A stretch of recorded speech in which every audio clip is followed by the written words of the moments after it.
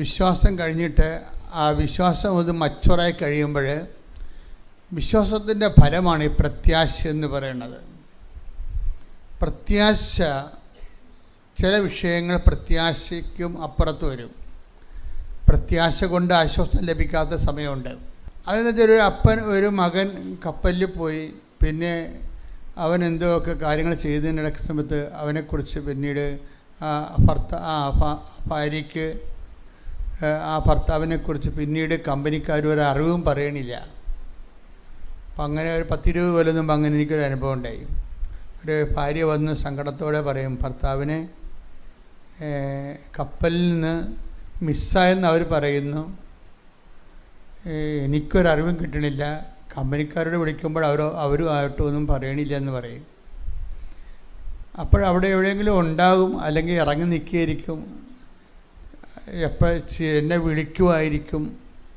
അപ്പം ഞാനങ്ങനെ വെയിറ്റ് ചെയ്ത് ഇപ്പം 50-51 ദിവസമായിട്ടും കപ്പൽ കരയിൽ വന്നിട്ടും ഇപ്പോഴും ഒരറിവില്ല എന്ന് പറയും.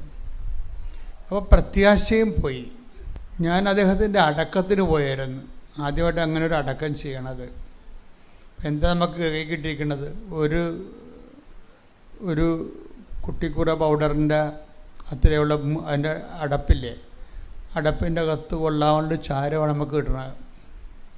അത്രേ ഉള്ളൂ. അവരത് ക്രിമേറ്റ് ചെയ്തിട്ട് ചാരം നമുക്ക് അയച്ചു തരും. എന്നിട്ട് ആ ചാരം എടുത്തിട്ടാണ് നമ്മൾ ഈ സ്റ്റോൾ വിട്ട് 10,000 ആൾക്കാരോട് ഞങ്ങൾ അടക്കാൻ പോയത്. അപ്പോഴാ വൈഫ്, പക്ഷേ ഞാനോർത്ത് ഇവർ തകർന്ന് തരിപ്പ്, കാരണം 3 കുഞ്ഞുങ്ങളാണ് ഉള്ളത്. അവർ കഴിഞ്ഞ മാസം ഇവിടെ വന്നിട്ടുണ്ടായിരുന്നു, എത്രയോ വർഷങ്ങൾക്ക് ശേഷം. അപ്പോൾ ഞാൻ കുഞ്ഞുങ്ങളൊക്കെ എവിടെയൊക്കെ എത്തി എന്നൊക്കെ എല്ലാം ചോദിച്ചു. ഈ തിരക്കിനാണെങ്കിൽ അവരെ കണ്ടപ്പോൾ അവരോടെല്ലാം ചോദിച്ചു. ആ ഒരു കാലഘട്ടം കഴിഞ്ഞു, അവർ അതിജീവിച്ചതിനാണ്.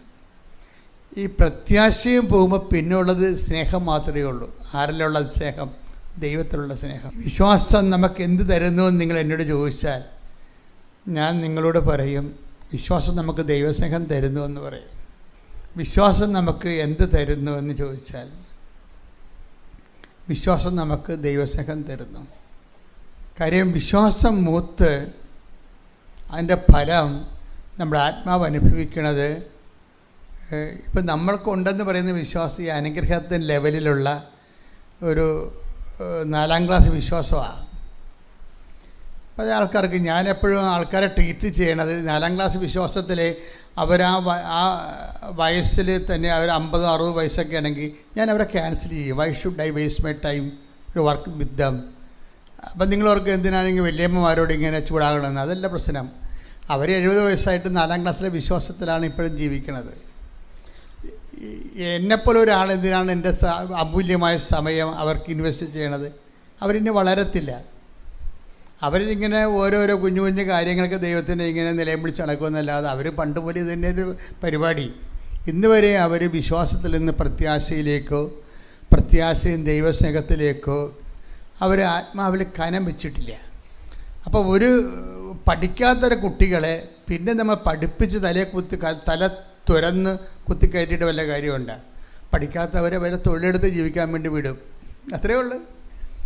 പഠിക്കാത്തവരെ നമ്മൾ എന്ത് ചെയ്യും? തൊഴിലെടുത്ത് ജീവിക്കാൻ വിടും. വേസ്റ്റ് അവരെ പഠിപ്പിച്ച് നമ്മൾ സമയം കളഞ്ഞ് കാശ് മുടക്കി വേസ്റ്റ് ചെയ്യത്തില്ല. അവരെ പരിഗണിക്കത്തില്ലെന്നല്ല, അവർക്ക് ഈ കൈവയ്പ്പ് പ്രാർത്ഥനയും എന്തെങ്കിലും അനുഗ്രഹങ്ങളൊക്കെ കിട്ടി അവർ ജീവിക്കും. അത് പക്ഷേ ഒരു പ്രശ്നം വെച്ച് കഴിഞ്ഞാൽ ഒരു കാലഘട്ടം കഴിയുമ്പോൾ ദൈവം, നമുക്കറിയാമല്ലോ, എപ്പോഴും നിങ്ങൾ അച്ഛൻ്റെ ധ്യാനത്തിൽ എപ്പോഴും നിങ്ങൾ ശ്രദ്ധിക്കണം ഒരു കാര്യം. ഈ ധ്യാനം എവിടെയാണ് എപ്പോഴും ചെന്ന് അവസാനിപ്പിക്കണത്? ഞാൻ അവസാനിപ്പിക്കണത്, ഞാൻ 2 പ്രാവശ്യം മാതാവിനെ നേരിട്ട് കണ്ട ആളാണെന്ന് എപ്പോഴും പറയും. അത് വീമ്പാക്കി പറയണ അല്ലത്. ഞാനത് പറയണതിൻ്റെ കാരണം, നിങ്ങൾ പല ആൾക്കാരും ദൈവത്തെ കാണാൻ വേണ്ടിയല്ല ഈ വെളുപ്പിനെ കഷ്ടപ്പെട്ട് വരുന്നത്. മനസ്സിലായില്ലേ? വെളുപ്പിനെ ഇത്രയും കഷ്ടപ്പെട്ട് വരുന്നത് എന്തിനാണ്? ഓരോരുത്തരും ഒന്നെങ്കിൽ വീട് വെക്കാൻ, ജപ്തി മാറാൻ, അല്ലെങ്കിൽ വഴിയിലേക്ക് വഴി കിട്ടാൻ, അല്ലെങ്കിൽ മലയിലേക്ക് കിണർ കുത്തി ആൾക്കാർക്ക് വെള്ളം കിട്ടണില്ല, വെള്ളം കിട്ടാൻ വേണ്ടിയാണ് വരുന്നത്. പക്ഷെ ഞാനത് പ്രൈമറി ആയിട്ട് അഡ്രസ്സ് ചെയ്യും. പ്രൈമറി ആയിട്ട് ഉടമ്പടിയിൽ അത് നടന്നില്ലെങ്കിൽ പിന്നെ ഒരുപാട് നടക്കത്തില്ല. പക്ഷേ എൻ്റെ ഒരു പ്രശ്നം എന്താണ്, അത് ഈ ആൾക്കാർ ഇപ്പം മലയിൽ വെള്ളം 500 അടി കുഴൽ കുത്തി 1,85,000 രൂപ മുടക്കി ഇതുവരെക്കും വെള്ളം വന്നില്ലച്ചാൽ ഇത് വിൽക്കണോ അത് വിറ്റാൽ ആരെങ്കിലും എടുക്കുമോ, ഞങ്ങൾ എവിടെ പോകും എന്ന് ചോദിക്കുന്നൊരു ചോദ്യമില്ലേ? ആ ചോദ്യത്തിന് അഡ്രസ്സ് ചെയ്യും. പക്ഷേ ഉള്ള പ്രശ്നം വെച്ച് കഴിഞ്ഞാൽ അത് ചോദിച്ചുകൊണ്ട് അഡ്രസ്സ് ചെയ്യുമ്പോൾ നിങ്ങൾ ഓക്കെ ആവും. ആ കിണറ്റിൽ വെള്ളം വരുമ്പോൾ നിങ്ങൾ ഓക്കെ ആവും. നിങ്ങൾ സാക്ഷ്യവും പറയും, യേശുവെ സ്വസ്ത്രം, യേശുവെ നന്ദി, വിൽക്കാൻ പോകരുത്, 2 പെൺമക്കളായിരുന്നു, കുടിയൊഴിഞ്ഞ് പോകുന്നു വിചാരിച്ച്, അതിൽ മാതാവ് ഞങ്ങൾ അവിടെ തന്നെ പിടിച്ച് നിർത്തി, അതിനകത്ത് വെള്ളം വന്നിട്ടുണ്ട്, ഇനി അവിടെ ജീവിക്കാൻ പോവുകയാണ്, യേശുവെ സ്വസ്ത്രം, യേശുവെ നന്ദി നിങ്ങൾ പറയും. അപ്പോൾ നിങ്ങൾ ഓക്കെ ആവും. പക്ഷെ ഞാൻ ഓക്കെ ആകത്തില്ല. എന്താ കാര്യം? അടുത്ത കൊല്ലം നിങ്ങൾ വേറെ പ്രശ്നം പറഞ്ഞുകൊണ്ട് വരും. അതാണ് ഞാൻ ഓക്കെ ആകാത്തത്. ഇപ്പം ഇത് ഓക്കെയാണ്. പക്ഷേ അടുത്ത കൊല്ലം നിങ്ങൾ ഇതിനേക്കാൾ ഗുരുതരമായ വേറെ പ്രശ്നവും പറഞ്ഞുകൊണ്ട് വരും. അതിനും ഒരു സമാധാനം ഉണ്ടാകും. അപ്പോഴും നിങ്ങൾ സ്വസ്ത്രം പറയും, സ്തുതിപ്പും ആരാധനയും നടക്കും, സാക്ഷ്യവും പറയും. അപ്പോഴും നിങ്ങൾ ഓക്കെ ആകും. അപ്പോൾ ദൈവം ഓക്കെ ആകത്തില്ല. എന്താ കാര്യം? 90ാമത്തെ വയസ്സിൽ ഒരു സാധനം പറഞ്ഞുകൊണ്ട് ഇവർ വരും. ഇങ്ങനെ വിഷയങ്ങൾ ഇങ്ങനെ അടിക്കടി കിട്ടിക്കൊണ്ടേയിരിക്കും. ഇവരൊരു ദൈവത്തെ ഒരിക്കലും അറിയത്തുമില്ല. അതാണ് പ്രബുദ്ധതയെന്ന് ഞാൻ ആദ്യമേ പറഞ്ഞത്. ആധ്യാത്മിക പ്രബുദ്ധതയെന്ന് പറയേണ്ടത് എന്തെങ്കിലും അനുഗ്രഹങ്ങൾ അതാത് കാലത്ത് ആവശ്യത്തിന് വേണ്ടി ദൈവത്തിൽ നിന്ന് നമ്മൾ പ്രാർത്ഥിച്ച് വാങ്ങിക്കുന്നതിനേക്കാൾ ഉപരി ഈ ജീവിതത്തെ തന്നെ നമ്മൾ കീഴടക്കണം ദൈവത്തിൽ. ഈ ജീവിതത്തിൽ ദൈവത്തിന്, അപ്പോൾ നമ്മൾ എന്ത് വിഷയം ഉണ്ടായാലും എല്ലാത്തിനേക്കാൾ ഉപരി ദൈവത്തിന് നമ്മുടെ ആവശ്യങ്ങളുടെ പ്രഥമ ആവശ്യം ദൈവമായിട്ട് വരണം. അപ്പോഴാണ് ഈ ആധ്യാത്മിക പ്രബുദ്ധത വരണത്. പ്രഥമ ആവശ്യം ദൈവം. ഇപ്പോൾ കഴിഞ്ഞ ദിവസമേ ഒരു സർക്കിൾ ഇൻസ്പെക്ടർ അദ്ദേഹത്തിൻ്റെ ഭാര്യയും കൂടി ഒരു സാക്ഷ്യം പറഞ്ഞു. അപ്പോൾ ഞാൻ ഇല്ലായിരുന്നു ആൾക്കാരെ. പിന്നെ അവർ പിന്നെ 3 ദിവസം കഴിഞ്ഞ് പിന്നെ വന്നു. അപ്പോൾ എന്നോട് അവർ പറഞ്ഞ് ഞങ്ങൾ സാക്ഷ്യം പറഞ്ഞെച്ചാന്ന് പറഞ്ഞു. ചില സർക്കിൾ ഇൻസ്പെക്ടർമാരും ഗവൺമെൻറ് ഓഫീസർമാരും ഒക്കെ സാക്ഷ്യം പറയത്തില്ല. എന്താണ്?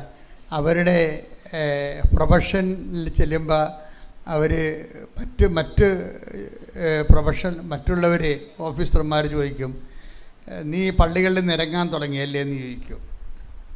അത് കാരണം അത് പേടിച്ചിട്ട് ഈ ഓഫീസർമാരും ചില ഡോക്ടർമാരും ഒന്നും സാക്ഷ്യം പറയത്തില്ല. അത് ദൈവത്തെക്കാൾ ഉപരി അവരുടെ ഓഫീസിലുള്ള ആൾക്കാരെ പേടിക്കുക. അതാണ് ഈ പ്രബുദ്ധതയുടെ കുഴപ്പമെന്ന് പറയണത്. ദൈവത്തെക്കാൾ ഉപരി ഓഫീസിലുള്ളവരെന്ത് പറയും, മറ്റുള്ളവരെന്ത് പറയും. അതിൻ്റെ ഏറ്റവും ഗതികേട് വരുന്നത്, ഒരിക്കൽ എനിക്കറിയാവുന്ന ഒരു 2 പേര് അപ്പോൾ നിങ്ങൾക്ക് എല്ലാവരെയും എനിക്ക് അറിയത്തില്ലല്ല. അപ്പോൾ എനിക്കറിയാവുന്ന പറയുമ്പോൾ ഒന്നുകിൽ എൻ്റെ ഇടവകയുള്ള ആൾക്കാരായിരിക്കും, അല്ലെങ്കിൽ വർഷങ്ങളായിട്ട് ഇവിടെ പ്രാർത്ഥിക്കാൻ വന്ന് പല പ്രാവശ്യം കൗൺസിലിങ്ങിന് വന്നിട്ട് പേര് ഊരുമൊക്കെ ചില ആളുടെയൊക്കെ അറിയാൻ പറ്റും. പക്ഷേ ഇടവക്കാരാണെങ്കിൽ കൃത്യമായിട്ട് അറിയാൻ പറ്റും. അപ്പോൾ ഒരുത്തിയുടെ കല്യാണം ഇങ്ങനെ നടക്കണില്ല.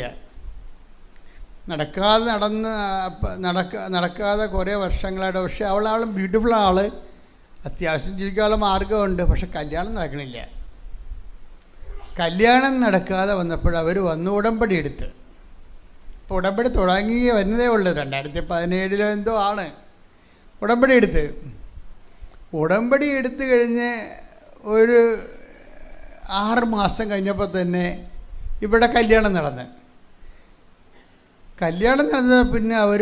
പിന്നെ അവരിവിടെ കണ്ടിട്ടില്ല, അവിടെ മുഖം കണ്ടിട്ടില്ല. ഇവിടെ ഒരു ദിവസം ജനങ്ങളുടെ കൂട്ടത്തിൽ വെച്ച് ഞാൻ ഒരിക്കൽ ഇവരെ അറിയാമല്ലോ, ഞാൻ ഈ ചേച്ചിയെ കണ്ട്, ചേച്ചിയുടെ മോളുടെ കല്യാണം വരുന്നത്. ഞാൻ ചേച്ചി കല്യാണമൊക്കെ നടന്നല്ലേ, എന്താണ് സാക്ഷിയൊക്കെ പറയാറുന്നതെന്ന് ചോദിച്ചു. പറയണം വെച്ചാന്ന് പറഞ്ഞ് അവർ ന്യൂട്രായിട്ട് എൻ്റെ ഇടയ്ക്ക് നിന്ന് രക്ഷപ്പെട്ടതാണ്. അവർ പറയാൻ ഉദ്ദേശിക്കുന്നില്ലായിരുന്നു. കഴിഞ്ഞ ദിവസം എന്നിട്ട് എന്താ പ്രശ്നം വെച്ച് കഴിഞ്ഞാൽ അവരെന്താ കാര്യം കണ്ടു കഴിയുമ്പോൾ ഇവരുടെ യഥാർത്ഥ ഫേസാണ് പിന്നെ വരണത്.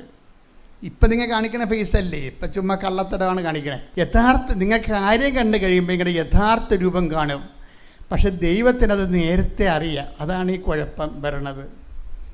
ഇത് ഞങ്ങളെപ്പോലുള്ളവരുടെ മധ്യസ്ഥ പ്രാർത്ഥന കൊണ്ട് നിങ്ങൾ രക്ഷപ്പെടണതാണ്. നിങ്ങൾ കാര്യം കണ്ടു കഴിയുമ്പോൾ നിങ്ങളുടെ യഥാർത്ഥ മുഖം വരും. എന്താണ്? അയ്യോ, ഇപ്പോൾ സാക്ഷ്യം പറഞ്ഞു കഴിഞ്ഞാൽ ചെറുക്കൻ്റെ വീട്ടുകാർ അറിയത്തില്ലയോ ഇങ്ങനെ കല്യാണം കഴിക്കാതെ നിൽക്കരുതെന്ന് അറിയത്തില്ലേ? പറഞ്ഞു കഴിഞ്ഞാൽ എന്താ പ്രശ്നം? അത് ഇവർക്ക് കുറച്ചിലാണ്. ദൈവത്തെ അവരുടെ പ്രയാസമയത്ത് അവർ പട്ടാങ്ങി വീണ് ഇവിടെ കിടന്ന് ഇവിടെ മറപ്പ് നടക്കിയിരുന്നു. പക്ഷേ കാര്യം കണ്ടു കഴിയുമ്പോൾ യഥാർത്ഥ ഫേസ് വരും. പുറത്ത് വരുമ്പോൾ പറയും, ഇപ്പം നമ്മൾ അറിഞ്ഞ് ഞങ്ങളാണ്ട് നിങ്ങൾക്കറിയാവില്ലേ, ഈ പല കല്യാണത്തിൻ്റെ അകത്ത് നിങ്ങൾക്ക് ഇല്ലാത്തതൊക്കെയാണ് നിങ്ങളുടെ പറയണത്. പല ഇടവക്കാരുമൊക്കെ വന്ന് എൻ്റെ ഇടവകയിലൊക്കെ വന്ന് വാടകയ്ക്ക് താമസിച്ചിട്ട് എൻ്റെ അടുത്ത് കല്യാണത്തിന് വരുമ്പോൾ മകളുടെ കല്യാണമെന്നൊക്കെ പറഞ്ഞ് വരും. ഞാൻ പറഞ്ഞ് നിങ്ങളുടെ പഴയ ചീട്ടൊക്കെ കൊണ്ടുവരാൻ പറയും. കാരണം നിങ്ങളവിടെ തട്ടിപ്പായി വെട്ടിപ്പായി നടത്തിയിട്ട് പഴയ ഇടവകയിൽ നിന്ന് വന്ന് ഇവിടെ താമസിക്കുകയാണോ? എനിക്കാണെങ്കിൽ നേരിട്ട് നോക്കി സംസാരിക്കേണ്ട പരിപാടിയാണ് ഉള്ളത്. നിങ്ങൾ പഴയ ഇടവക വല്ല തട്ടിപ്പോ വെട്ടിപ്പോ നടത്തിയിട്ട് നിങ്ങളിവിടെ വന്ന് ഇപ്പോൾ തൽക്കാലം താമസിച്ചിട്ട് ഞങ്ങളുടെ കണ്ണിൽ പൊടി ഇട്ടിട്ട് നിങ്ങൾ കല്യാണം നടത്തിയിട്ട് പിന്നെ തിരിച്ചു പോകാൻ വേണ്ടിയുള്ള പരിപാടി വല്ലതുമാണ്. അതുകൊണ്ട് നിങ്ങൾ ഈ ഇടവക എടുക്കേണ്ട പ്രശ്നമൊന്നുമില്ലെന്ന് പറയും. കാര്യം അങ്ങനെ പോയി ഇടവക എടുക്കാൻ നമുക്ക് അനുവാദമില്ല. കോസ്റ്റി ഡോമിസൈൽ എന്ന് പറയും. ഇവർ വാടകക്കാരല്ലേ, തൽക്കാലം വന്ന് താൽക്കാലിക ആൾക്കാരാണ് ഇവിടെ വരും. അപ്പോൾ ഇങ്ങനെ താൽക്കാലിക ആൾക്കാർ കല്യാണത്തിന് വരുമ്പോൾ അതിൻ്റെ അർത്ഥം എന്തോ തരികടയാണെന്നുള്ളത് എല്ലാ വികാരിച്ചന്മാർക്കും അറിയാം. ഒരിക്കലും അച്ഛന്മാർ പൊട്ടന്മാരാണെന്ന് വിചാരിക്കരുത്. നിങ്ങളോടത് അവർക്ക് മാന്യന്മാരായതുകൊണ്ട് നിങ്ങളുടെ തട്ടിപ്പ് അവർ നിങ്ങളോട് പറയത്തില്ല. എനിക്കത്ര വലിയ മാന്യത ഇല്ലാത്തതുകൊണ്ട് ഞാനുള്ളത് മുഖത്ത് നോക്കി പറയും. അതാണ് വിഷയം. പറയാൻ വിഷയമൊന്നുമില്ല. ഇത് കറക്റ്റായിരിക്കും കാര്യം. അത് പോട്ടെ, അത് വിഷയമല്ല. ഇത് നമ്മുടെ ഡബിൾ ഫേസ് ഉണ്ട് ആൾക്കാർക്ക്. Double face. ഈ ഡബിൾ ഫേസൊക്കെ നിങ്ങളിപ്പോൾ മനുഷ്യന്മാരുടെ ഇടയിൽ പ്രശ്നമില്ല. ദൈവത്തിൻ്റെ ഡബിൾ ഫേസ് ഉണ്ടെങ്കിൽ നിങ്ങളുടെ പല കാര്യങ്ങളും നല്ല പെൻഡിങ് വരും. പ്രൈവറ്റ് ലൈഫ് ഒരു രീതിയിൽ പോകും, ദൈവമായിട്ടുള്ള ജീവിതം ആ പ്രാർത്ഥനയും കാര്യമായിട്ട് മുന്നോട്ട് പോകും. ഇത് ടാലി ആകാത്ത കാരണം ഉടമ്പടി ബ്ലോക്ക് ചെയ്ത് നിൽക്കും. ഉടമ്പടിയുടെ കുഴപ്പമല്ലത്, നിങ്ങൾ ഡബിൾ ഫേസ് കാണിച്ചിട്ടാണ്. നിങ്ങൾ ദൈവത്തിന് അറിയാം. ഇപ്പം ഞാൻ കഴിഞ്ഞ ദിവസം പറഞ്ഞു എന്ന് തോന്നുന്നത്, ഞാൻ ഫിലാഡൽഫിയ പോയി ധ്യാനിപ്പിച്ചപ്പോൾ ആ ധ്യാനം കഴിഞ്ഞപ്പോൾ ഒരു പാലക്കാരൻ ജോർജ് അച്ഛൻ്റെ പള്ളിയിലാണ് ധ്യാനിപ്പിക്കുന്നത്. അവിടെ ലാറ്റിനിലൊരു അച്ഛൻ വന്നിട്ടുണ്ടായിരുന്നു, നമ്മുടെ ട്രിവാൻഡ്രം രൂപതയെന്ന്. ആ അച്ഛൻ എന്നോട് പറഞ്ഞു, അച്ഛാ എന്ത് നല്ല ധ്യാനമാണ് ഈ ഉടമ്പടി. ചിക്കാഗോയിൽ നിന്ന് അച്ഛൻ വന്നിട്ടുണ്ടായിരുന്നു. എന്തൊരു നല്ല ധ്യാനമാണിത്. ഞങ്ങളുടെ അപ്പം ചിക്കാഗോയിൽ ഞാൻ ധ്യാനം നടത്തിയിട്ടാണ് ഫിലാഡൽഫിയയിൽ വന്നത്. ഫിലാഡൽഫിയയിൽ അച്ഛൻ വന്ന് സഹായിച്ച്. അപ്പം അച്ഛൻ പറഞ്ഞ് ധ്യാനം കഴിഞ്ഞപ്പോൾ അച്ഛൻ പറഞ്ഞു, അച്ഛാ 2 ധ്യാനം കഴിഞ്ഞപ്പോഴായിരുന്നു പറഞ്ഞ്, എന്തൊരു നല്ല തങ്കപ്പെട്ട ധ്യാനമായത്, എന്തൊരു അഭിഷേകമാണ് ആൾക്കാർക്ക്, എന്തൊരു മാറ്റമാണ്. പിന്നെ എൻ്റെ ഫോളോ അപ്പ് ഇതിൻ്റെ കൂടെ തന്നെ ഉണ്ടല്ലോ. അപ്പം ഞാൻ അച്ഛാ ചിന്തിച്ചത്, പുള്ളിക്കാരൻ പറയും, ഞാൻ ചിന്തിച്ചത്, ദൈവമേ 10 സായിപ്പന്മാരാണ് ധ്യാനം കൂടി വെച്ചെങ്കിൽ ഉടമ്പടി ലക്ഷണം മാറിപ്പോയനോന്ന്. ഞാനെപ്പോഴും ഓർക്കും, ദൈവമേ 10 സായിപ്പ്, അങ്ങനെ അച്ഛൻ പറഞ്ഞതാണ് എന്നോട്, ദൈവമേ 10 സായിപ്പന്മാരെ വെള്ളക്കാരാണ് ഈ ധ്യാനം കൂടിയിരുന്നെങ്കിൽ, വെള്ളക്കാർ കൂടത്തില്ല, പക്ഷെ കൂടിപ്പോയാൽ പിന്നെ അതിൽ നിന്ന് മാറത്തില്ല അവർ. അതാ വിഷയം. അതാ അങ്ങനെ പറയണത്. 10 വെള്ളക്കാരാണ് ഈ ധ്യാനം കൂടിയിരുന്നെങ്കിൽ ഇപ്പം വിവരം പറഞ്ഞേനവൻ. എന്താ കാര്യം? ഉടമ്പടി പെർഫെക്റ്റ് ഫോർമുലയാണ്. ഉടമ്പടി പക്ക ബിബ്ലിക്കലാണ്.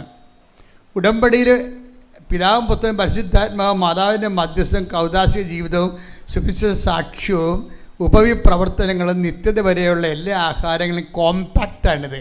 അപ്പോൾ ഈ ഇത്രയും നല്ല ഒരു ദൈവികമായ പദ്ധതി ആണ് ഈ മലയാളികളെ കൂടുന്നത്. മലയാളികൾക്കുള്ള പ്രശ്നം വെച്ച് കഴിഞ്ഞാൽ, മലയാളി നമ്മളെ തന്നെ നിങ്ങൾ അഭിമാനത്തോടെ പറയണ്ട, നമ്മളൊരു പകുതി ഫ്രോഡ് പാർട്ടിയാണ്. പക്ക കള്ളത്തരം കയ്യിലുള്ള ആൾക്കാരാണ്. എന്ന് വെച്ചാൽ തൽക്കാലത്തേക്ക് കാര്യം കാണുന്നവരെ തൽക്കാലമൊക്കെ ഒന്ന് പിടച്ചതിലേക്ക് അവിടെ നിൽക്കും. കാര്യം കണ്ടു കഴിഞ്ഞാൽ അപ്പം തന്നെ സ്കൂട്ടാവും. കൃപാസനത്തിൽ പോണതല്ല, ദൈവത്തിൽ നിന്ന് ഈ ആൾക്കാർ പതുക്കെ പോകും. ദൈവത്തിൽ നിന്ന് അത് ഫ്രോഡാണ് ശരിക്കും. എന്താ കൂടെ കുഴപ്പം വെച്ച് കഴിഞ്ഞാൽ, ഈ കാപഠ്യം ഉള്ളത് കാരണം ഈ ആൾ കാല് കുത്തുമ്പോൾ തന്നെ ദൈവത്തിന് അറിയാം കാപഠ്യമാണ് കയ്യിലിരിക്കുന്നത്, ചുമ്മാ കാര്യം കാണാൻ വേണ്ടിയുള്ള അഡ്ജസ്റ്റ്മെൻറ്റാണ്. കുറച്ച് കഴിയുമ്പോൾ ഇയാളെ പൊടി പോലും കാണത്തില്ലത്. അതുപോലെ തന്നെ ആ ചേടത്തിക്ക് സംഭവിച്ചു. ഞാൻ ചേടത്തിയെ കൈയോടെ പിടിച്ചതാണ്. ഞാൻ പറഞ്ഞ്, നിങ്ങളുടെ മകള് കെട്ടാതെ വീട്ടിൽ നിൽക്കരുന്ന് ഇല്ലേ? നിങ്ങളത് എളിമയോടെ അന്ന് മനസ്സിലാക്കിയിട്ട് ദൈവം നിങ്ങൾ അനുഗ്രഹിച്ചപ്പോൾ നിങ്ങൾ നന്ദി പറയണം ദൈവത്തോട്. പറയാ അച്ഛാന്ന് പറഞ്ഞ ഒരു പാളിപ്പോയി അവിടുന്ന്. അവർ പറഞ്ഞില്ല. പിന്നെ ഒരു 3 കൊല്ലം കഴിഞ്ഞപ്പോൾ ഇവർ പഴയതുപോലെ തന്നെ, പണ്ട് ഇവർ വന്ന ആൾക്കാരുണ്ടല്ലോ, ഇവർ വന്ന് ആദ്യം കെട്ടാതെ നടന്ന കാലത്ത് ഇവർ വന്നത് അപ്പനും അമ്മയും ഈ മകളും പരിവാര സഹിതമാണ് നിലവിളിക്കാൻ വേണ്ടി വന്നത്. അവർ നിലവിട്ട് കാര്യം കണ്ടുപോയിട്ട് പിന്നെ സാക്ഷ്യം പറയാനോ ദൈവത്തോട് നന്ദി പറയാനോ ഇവർ വന്നില്ല. എന്നെക്കൊണ്ടും ദൈവം ഇവർ നേരത്തെ കാണിച്ച്, ഞാൻ നേരത്തെ ഇവരോട് നേരിട്ട് പറഞ്ഞിട്ട് പോലും അവരവിടുന്ന് കൂട്ടായി. അപ്പോൾ ഇവരുടെ പറ്റിപ്പാണെന്ന് ദൈവത്തിനും അറിയാം. പക്ഷേ എന്ത് ചെയ്യും? നിങ്ങൾ ഇങ്ങനെ ഞാൻ എപ്പോഴും നിങ്ങൾ പറയാം എന്താണ്, ഓന്തോടിയ വെയിൽ വരെ അത്രേ ഓടാൻ പറ്റത്തുള്ളൂ. തൽക്കാലം കാര്യം കണ്ടു എന്ന് വിചാരിച്ചുകൊണ്ട് ദൈവത്തിൻ്റെ കണ്ണി പൊടിയിട്ട് സ്കൂട്ടാകാമെന്ന് വിചാരിച്ചാൽ ഓടാൻ പറ്റത്തില്ല നമുക്ക്. പിന്നെ ഇവർ 3 കൊല്ലം കഴിഞ്ഞപ്പോൾ ഇതുപോലെ തന്നെ ഫാമിലി മൊത്തമായിട്ട് കണ്ണീരും കൈയുമായിട്ട് എൻ്റെ അടുത്ത് വന്നു. ഞാൻ എന്ത് പറ്റി? ആ ചെറുക്കനെ കാണാനില്ലെന്ന്. ചെറുക്കനെ ഇന്ന് വരെ കണ്ടിട്ടില്ല. അവൻ എവിടെ പോയെന്ന് അറിയാൻ പാടില്ല. ആരോ പറഞ്ഞ് അവൻ എവിടെ ഇറങ്ങിയിട്ട് ആരാണ്ടിൻ്റെ കൂടെ പോയെന്ന്. നോക്കി പോട്ടെ, ഇതാണ് വിഷയം. ഇതുപോലെ അതായത് ദൈവത്തിന് ഏറ്റു പറയാൻ ചില ആൾക്കാർക്ക് കുറച്ചില്ല. കാര്യം കാണാൻ അവർക്ക് ഭയങ്കര താല്പര്യമാണ്. അവർ നിലവിളിച്ച കന്നും കാലയൊക്കെ കരഞ്ഞു കൂവി അവർ കാര്യം കാണും. പക്ഷെ കണ്ടു കഴിഞ്ഞാൽ അവർ ദൈവത്തെ മഹത്വപ്പെടുത്തുന്നത്. ദൈവത്തെ മഹത്വപ്പെടുത്തുന്നത് എന്തിനാ അവർ പറയണത്? അത് പോരായ്മയാണെന്നാ പറയണത്. അതാണ് ആ ബൈബിളിൽ ആ വാക്കുണ്ട്. ചില ആൾക്കാർക്ക് ദൈവത്തെ മഹത്വപ്പെടുത്തുന്ന പോരായ്മയായിട്ട് കരുതുന്നു. ആ വചനം എടുത്ത് എപ്പോഴും നമ്മൾ പറയണ വചനമാണത്. റോമ 1:28. റോമ 1:28. ദൈവത്തെ അംഗീകരിക്കുന്നത് പോരായ്മയായി അവർ കരുതിയത് നിമിത്തം അധമവികാരത്തിനും അനുചിത പ്രവർത്തികൾക്കും ദൈവം അവരെ വിട്ടുകൊടുത്തു. യോസേപ്പിനെ വിട്ടുകൊടുത്തല്ലത്, സെൻട്രൽ ഗവൺമെൻറ് ചെയ്തിരിക്കുന്ന പരിപാടിയാണ്. അതിന് ജാമ്യം കിട്ടത്തില്ല. ഇനി സുപ്രീം കോടതി തീരുമാനിച്ചിരിക്കുന്നതാ. അധമ വികാരങ്ങൾക്ക് അനുചിത പ്രവർത്തികൾക്കും ദൈവം അവരെ വിട്ടുകൊടുത്തെന്ന്. ഈ നിത്യതയെക്കുറിച്ച് യാതൊരു ബോധവും ഇല്ലാത്തവരാണ് ദൈവത്തെ മഹത്വപ്പെടുത്താതെ നടക്കുന്നത്. അവരവരുടെ ജഡികമായിട്ടുള്ള കുടുംബത്തിൻ്റെ നിലനിൽപ്പൊക്കെ നോക്കും.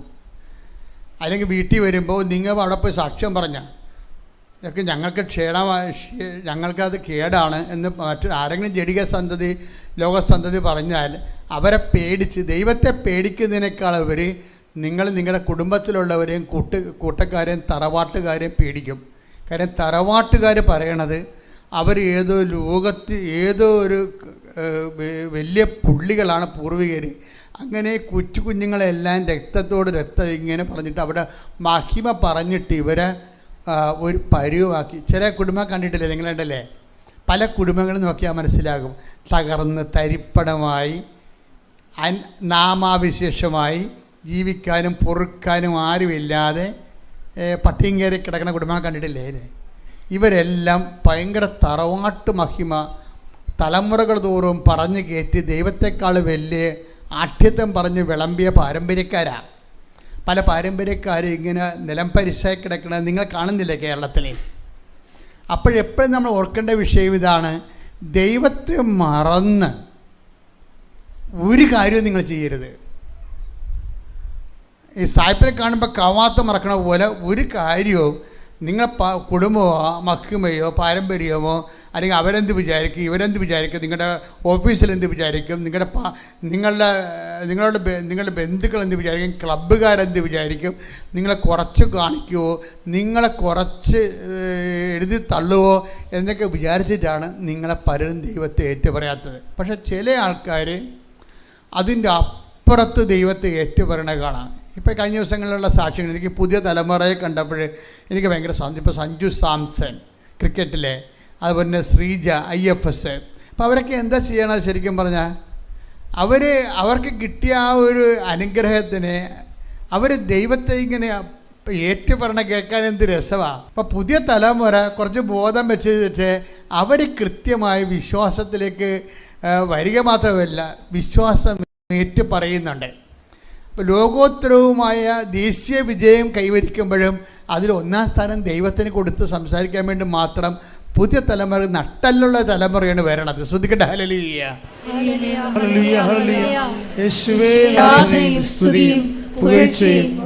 അപ്പോൾ എൻ്റെ സഹോദരനെ കൊതിക്കേണ്ട ദൈവത്തോട് പറയണ, ദൈവമേ എൻ്റെ ഈ ചേറ്റിൽ നിന്ന് എന്നെ ഒന്ന് രക്ഷപ്പെടുത്തുക. എന്തിനാണ് രക്ഷപ്പെടുത്തുന്നത്? എനിക്ക് നിനക്ക് സാക്ഷ്യം വഹിക്കാൻ വേണ്ടിയാണ്, നിന്നെ മഹത്വപ്പെടുത്താൻ വേണ്ടിയാണ്. അത് പറയണം, നിന്നെ മഹത്വപ്പെടുത്താൻ വേണ്ടിയാണ്.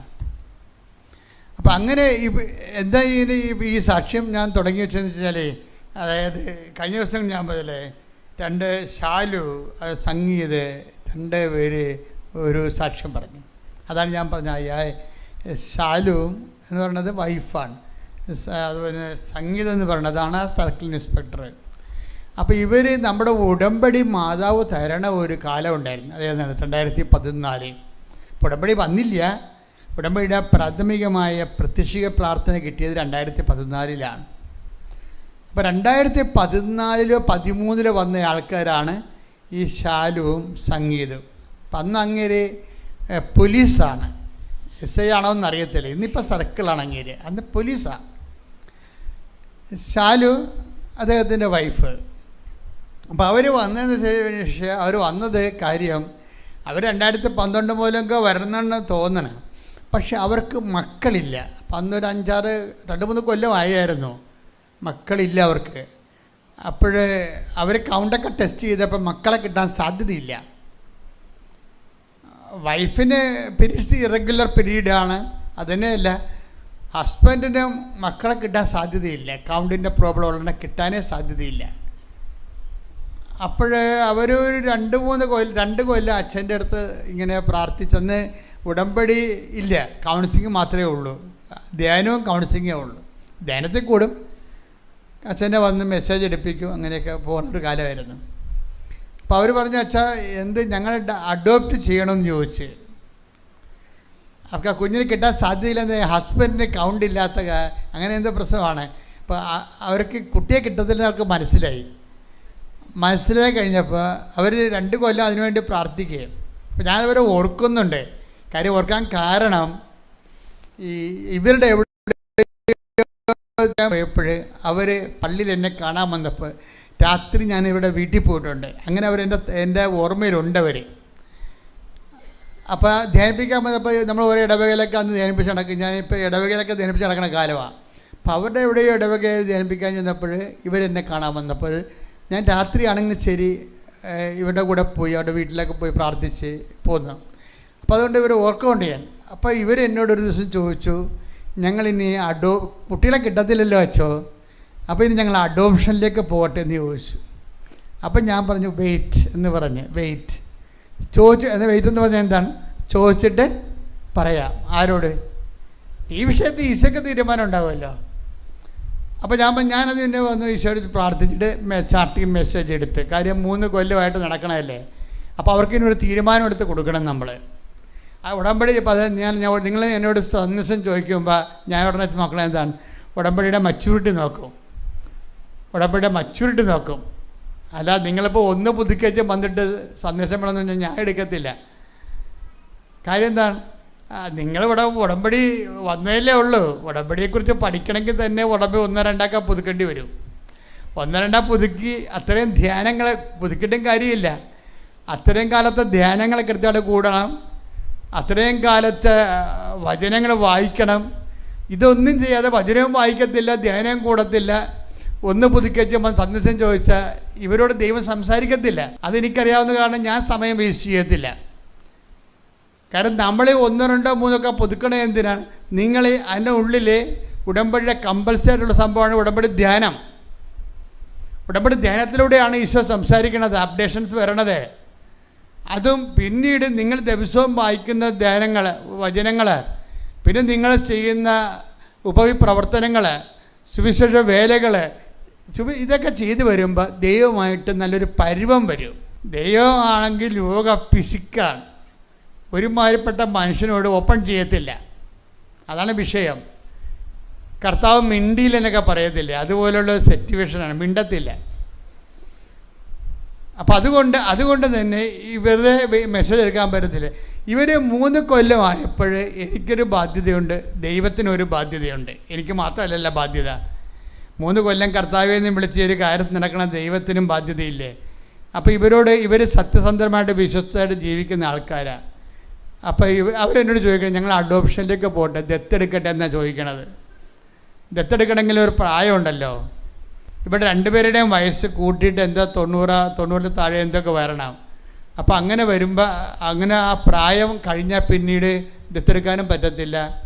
ആസ്തികൾ കുറഞ്ഞാൽ ദത്തെടുക്കാൻ പറ്റത്തില്ല. അപ്പോൾ ഇപ്പോൾ ആസ്തികളുള്ള സമയത്ത് ദത്തെടുക്കുകയാണെങ്കിൽ നിയമപരമായിട്ട് ഗവൺമെൻറ് അനുവദിക്കും. അപ്പോൾ ഞങ്ങൾ ദത്തെടുക്കട്ടെ എന്ന് ചോദിച്ചു. അപ്പോൾ ഞാൻ ചോദിച്ചിട്ട് പറയാമെന്ന് പറഞ്ഞു. അപ്പോൾ ചോദിച്ചിട്ട് പറയാമെന്ന് പറയുമ്പോൾ എനിക്കൊരു ആത്മവിശ്വാസമുണ്ട്. എന്താണ്? ഈ വിഷയത്തിൽ കർത്താവ് സംസാരിക്കും. കാര്യം അതിൻ്റെ ന്യായവും നീതിയൊക്കെ ഉണ്ട്. ഇപ്പം ഞാൻ കർത്താവിനോട് ചോദിച്ചിട്ട് ചാട്ടി മെസ്സേജ് ഇട്ടിട്ട് അവരെ കൊണ്ട് അടയാളപ്പെടുത്തി എടുപ്പിച്ചു. അവരറിയാത്ത മെസ്സേജ് അവരെ കൊണ്ട് അടയാളപ്പെടുത്തി എടുപ്പിച്ചു. അപ്പോൾ ഷാർപ്പായിരിക്കും അത്. അപ്പോൾ ഞാൻ പറഞ്ഞ് അഡോപ്ഷൻ എടുക്കേണ്ടെന്ന് ഈശോ പറയണം. അഡോപ്ഷൻ എടുക്കരുത്, വെയിറ്റ് ചെയ്യാൻ പറയുന്നുണ്ടെന്ന് പറഞ്ഞു. അപ്പോൾ വെയിറ്റ് ചെയ്യാൻ, അഡോപ്ഷൻ എടുക്കരുത്, നിങ്ങളൊരു കാരണവശാലും ദത്തെടുക്കരുത്. പിന്നെ എന്ത് ചെയ്യണം? വെയിറ്റ് ചെയ്യാൻ പറയുന്നുണ്ടെന്ന് പറഞ്ഞു. അത് വെയിറ്റ് ചെയ്യണം. അപ്പോഴവർക്ക് സ്വാഭാവികമായിട്ട് അവർക്ക് എന്നോട് ചോദിക്കാം, എത്ര കാലം വെയിറ്റ് ചെയ്യേണ്ടി വരുമെന്ന് ചോദിക്കാം. അവർ വിശ്വാസികളായതുകൊണ്ട് അവരത് വിഷയത്തിനാണ് പ്രാധാന്യം കൊടുത്തെങ്കിൽ അവർ ചോദിക്കും എത്ര കാലം വെയിറ്റ് ചെയ്യണമെന്ന്. അവർ വിഷയത്തിനല്ല പ്രാധാന്യം കൊടുത്തത്, ദൈവത്തിനായതുകൊണ്ട് എത്ര കാലം വെയിറ്റ് ചെയ്യണമെന്ന് എന്നോട് ചോദിച്ചില്ല. അപ്പം നമുക്ക് ഈ ആൾക്കാരുടെ വർത്തമാനങ്ങൾ നമുക്കറിയാമല്ലോ. നമ്മൾ ഈ പറഞ്ഞുകൊണ്ട് പ്രാർത്ഥിച്ചുകൊണ്ടിരിക്കുമ്പോൾ തന്നെ നിങ്ങൾ പറയുന്ന ലാംഗ്വേജ് എല്ലാം സ്കാൻ ചെയ്ത് പോകുകയെ. അതുകൊണ്ട് അതെന്താ സംഭവിക്കണമെന്നൊക്കെ നമുക്കറിയാം. എന്ത് അരൂപിയാണ് ഇവർ നയിക്കപ്പെടുന്നത്, ഇവരുടെ അരൂപിയുടെ ലെവൽ എന്താണെന്ന് അറിയാൻ പറ്റും. ഈ അരൂപിയുടെ ലെവൽ മോശമാണെങ്കിൽ ചിലപ്പോൾ അപ്പം തന്നെ ആളെ ക്യാൻസൽ ചെയ്യും. കാര്യം അവരോട് നമുക്ക് സംസാരിച്ചിട്ട് കാര്യം, ഒരു ജന്മം പാഴാകുമെന്നല്ല സംസാരിക്കുക. കാര്യം അരൂപി മോശമാണ്. അതുകൊണ്ട് ഇവർ ചോദിക്കണത് എന്താണ്? എത്ര കാലം നിങ്ങൾ വെയിറ്റ് ചെയ്യണമെന്ന് ചോദിച്ചില്ല. എന്താ കാര്യം? കർത്താവാണ് സംസാരിക്കണമെന്ന് അവർക്കറിയാം. കർത്താവാണെങ്കിൽ എത്ര കാലം വെയിറ്റ് ചെയ്യാനും ഞങ്ങൾ തയ്യാറാണ്. അവർ കൊച്ചിനാണ് പ്രാധാന്യം കൊടുക്കണമെന്നുണ്ടെങ്കിൽ അവർ ചോദിക്കും എത്ര കാലം വെയിറ്റ് ചെയ്യണമെന്ന്. കാര്യം ഈശോയുടെ ഒരു ഡിസേൺമെൻ്റ് എന്ന് പറയണത് എപ്പോഴും ഈശോ നോക്കണത് വാട്ട് സ്പിരിറ്റ് ലീഡ്സ് യു. അത് ഉടമ്പടി ഞാൻ നിങ്ങളെ പഠിപ്പിച്ചിട്ടുള്ളൊരു സത്യമാണ്. അതെപ്പോഴും നിങ്ങൾ കരുതണം. What spirit leads U. അതായത് ഇപ്പം അച്ഛനോട് സംസാരിക്കുമ്പോൾ നിങ്ങളുടെ മനസ്സിൽ ഉണ്ടാകണം, ഇത് ഡിസൈൻ ചെയ്ത് പോവുകയാണ്, സ്പോട്ടിൽ ഡിസൈൻ ചെയ്ത് പോവുകയാണ്. എന്ത് അരൂപിയാണ് നിങ്ങളെ നയിക്കുന്നത്? ഭയങ്കര സീരിയസ് വിഷയമാണത്. എല്ലാ കാര്യവും പറയുമ്പോൾ നിങ്ങൾ എന്നോട് പറയുമ്പോൾ നിങ്ങൾ ആരാണെന്നുള്ള കാര്യം അത് നിങ്ങൾ എന്ത് പറയുന്നെന്നല്ല, നിങ്ങൾ ആരാണെന്നുള്ളതാണ് ഇവിടെ റിസൾട്ട് എടുക്കണത്. നിങ്ങളെന്ത് പറയണ കാര്യമല്ല പ്രശ്നം. നിങ്ങൾ പറയുന്ന ആ പറച്ചിലൂടെ തന്നെ നിങ്ങൾ ആരാണെന്നുള്ളത് ദൈവം ഉടനെ നിങ്ങൾ കമ്മ്യൂണിക്കബിൾ, ദൈവത്തിന് സംസാരിക്കാൻ പറ്റിയ ആളാണോ, ദൈവത്തിന് നിങ്ങൾക്ക് നിങ്ങളോട് കമ്മ്യൂണിക്കേറ്റ് ചെയ്യാൻ പറ്റിയ ആളാണോ എന്ന് നിങ്ങളുടെ വർത്തമാനത്തിൽ നിന്ന് തന്നെ പിടികിട്ടും. അതാണ് what spirit leads you. Take the word of God. ശ്രുതികട ഹല്ലേലൂയ.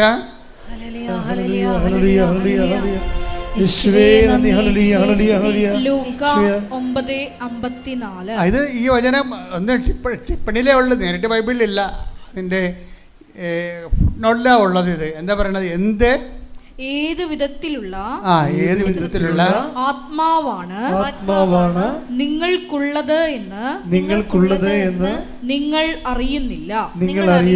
ഇത് ഭയങ്കര അപകടമാണിത്. നമ്മൾ ഈ പ്രാർത്ഥിക്കുമ്പോഴൊക്കെ നമുക്ക് പറ്റുന്ന ഒരു അപകടം ഇവിടെയാണ്. ഈ പ്രാർത്ഥിക്കുന്ന പല പ്രാർത്ഥനകളും അത് തുടങ്ങുമ്പോൾ തന്നെ ഫേക്കായിട്ട് ബ്രാൻഡഡ് ആവും. എന്താ കാര്യം? മോശം അരൂപിയിൽ നിന്ന് ആ പ്രാർത്ഥന വരണത്. അത് എപ്പോഴും നിങ്ങൾ ഈ നാട്ടുകാരോടും ഈ മാവേലി സ്റ്റോറിലും ത്രിവേണി സ്റ്റോറിലൊക്കെ പോയിട്ട് വായി തന്നുന്ന കാശുണ്ടെങ്കിൽ കാണാതെല്ലാം മേടിക്കണമല്ല ഈ പ്രാർത്ഥന എന്ന് പറയണത്. പ്രാർത്ഥന വാ പൊളിക്കുമ്പോൾ തന്നെ നിങ്ങൾ ആരാണെന്നുള്ളതിനെക്കുറിച്ച് അടിച്ച് കർത്താവിലേക്ക് വരും. അതാ വിഷയം. നിങ്ങൾ എന്ത് പ്രാർത്ഥിക്കണം എന്നല്ല പ്രശ്നം. ഈ പ്രാർത്ഥിക്കുന്ന ആൾ ആരാണെന്നാണ് നോക്കണം ബൈബിള്. ഇത് ഭയങ്കര സീരിയസാണ്. നിങ്ങൾ എന്ത് പ്രാർത്ഥിക്കണമെന്നല്ല വിഷയം, പ്രാർത്ഥിക്കുന്ന ആൾ ആരാണെന്നാണ് ആദ്യമേ സ്കാൻ ചെയ്യണത്. പ്രാർത്ഥിക്കാൻ പറ്റുന്ന ആത്മാക്കളുണ്ട് സ്റ്റേജ്. കാര്യം ഇപ്പോൾ ദുഷ്ടാരൂപി എന്നുണ്ട്, ദുഷ്ടാരൂപി, അതിന് പ്രാർത്ഥിക്കാൻ പറ്റത്തില്ല. അത് ഉടമ്പടി എടുത്തിട്ടും കാര്യമില്ല. നമ്മുടെ കടലാസ് പോകുന്നില്ല, അത് എന്താ പ്രയോജനം? കയ്യിരിക്കണം മൊത്തം ദുഷ്ടത്തരായിരിക്കും. ദുഷ്ടത എന്താ വിഷയത്തിൽ ചില കർത്താവ് ആൾക്കാരെ ശിഷ്യന്മാരെ സുവിശേഷകരൊക്കെ പറഞ്ഞു വിടുമ്പോൾ എന്താ പറയണത്?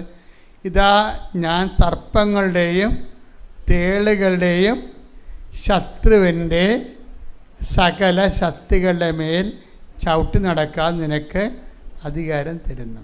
അപ്പം സർപ്പങ്ങളുള്ള സ്വഭാവമുള്ള ആൾക്കാരുണ്ടാവും. സർപ്പത്തിൻ്റെ സ്വഭാവം ഞാൻ എപ്പോഴും നിങ്ങളോട് പറയണം. എന്താണ് കാര്യം? സർപ്പം വാ പൊളിച്ച ഒന്നെങ്കിൽ കൊത്തിയിരിക്കും അല്ലെങ്കിൽ വിഴുങ്ങിയിരിക്കും. രണ്ടേ നടക്കത്തുള്ളൂ, വേറെ ഒന്നും നടക്കത്തില്ല. ഒന്നെങ്കിൽ മറ്റുള്ളവനെ പറ്റിച്ചിരിക്കും, അല്ലെങ്കിൽ അവനെ ഉപദ്രവിച്ചിരിക്കും. എത്ര ഉടമ്പടി എടുത്ത് ഏത് സാക്ഷ്യം പറഞ്ഞാലും കയ്യിരിപ്പ് ദുഷ്ടത്തരമാണെന്നുണ്ടെങ്കിൽ ആ അരുവി ദുഷ്ടാത്മാവാണ്.